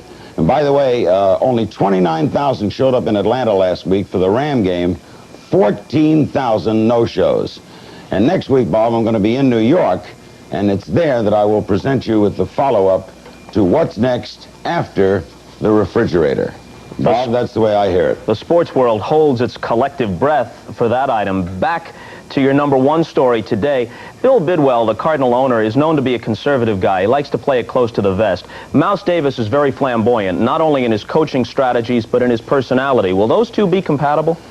I think it's a question of, much as other owners have had to decide in the past, Bob, that winning counts. Mouse Davis is, 1, going to make a much more exciting team in St. Louis if he takes the job, and I do not know that he'll take it. 2, he puts people in the house. 3, generally, his career-wise, they win. And winning counts more than anything else, and I think Bidwell, while I agree with you on the conservative aspect, is going to opt for the colorful Davis. All right, Larry, thanks very much. And Ahmad Rashad wants to say that when he's 100%, Kellen Winslow is still the number 1 tight end in the National Football Leagues. Jimmy Giles and anybody else, forget about it. He says Kellen Winslow. We'll come back with Ahmad's feature on Andre Tippett, one of the great linebackers in the NFL, an overlooked star with the New England Patriots, a guy who relies on martial arts to get him ready for battle on the gridiron. That's next on NFL. The subject of your profile coming up in the 20-13 New England win at Foxborough earlier this season over New York. Tippett recorded 3 sacks. That's right. I mean, if they expect to win this game, they got to control Tippett. But now, when I think of Andre Tippett, the first thing that comes to mind is intimidation. Now, in the National Football League, there's all kinds of intimidation. You think about Butkus, his intimidation was because he was so physical. But I think of a guy that used to play for Houston, a big, old, ugly guy that played for Houston. He was so ugly, he had a big old nose, man, and he wore a little helmet. And if you got up close to him, you could almost see parts of his brain. His nose was so big. But what he'd do is, as you're running the ball, you kind of peek back over at him, and he would scare the hell out of you. And as you'd freeze, yeah, say it twice. as you would freeze, some guy would nail you. And I know they practiced this because they did it every single week. No, wait a minute. In the interest of journalism, we're not who was say this big old ugly dude? Let's get back to Andre Tippett. Now, Tippett, everybody in the league knows Tippett has a black belt in karate. And football being the emotional game that it is, when you play against Tippett, you make sure you keep your emotions in check. Because what could be worse to have your wife, your family, your friends up in the stands and have Andre Tippett down on the field putting some major jiu-jitsu on you? I mean, that would be the ultimate. So he gets a lot of notoriety for his martial arts, but the fact of the matter is he's one of the best linebackers in the business.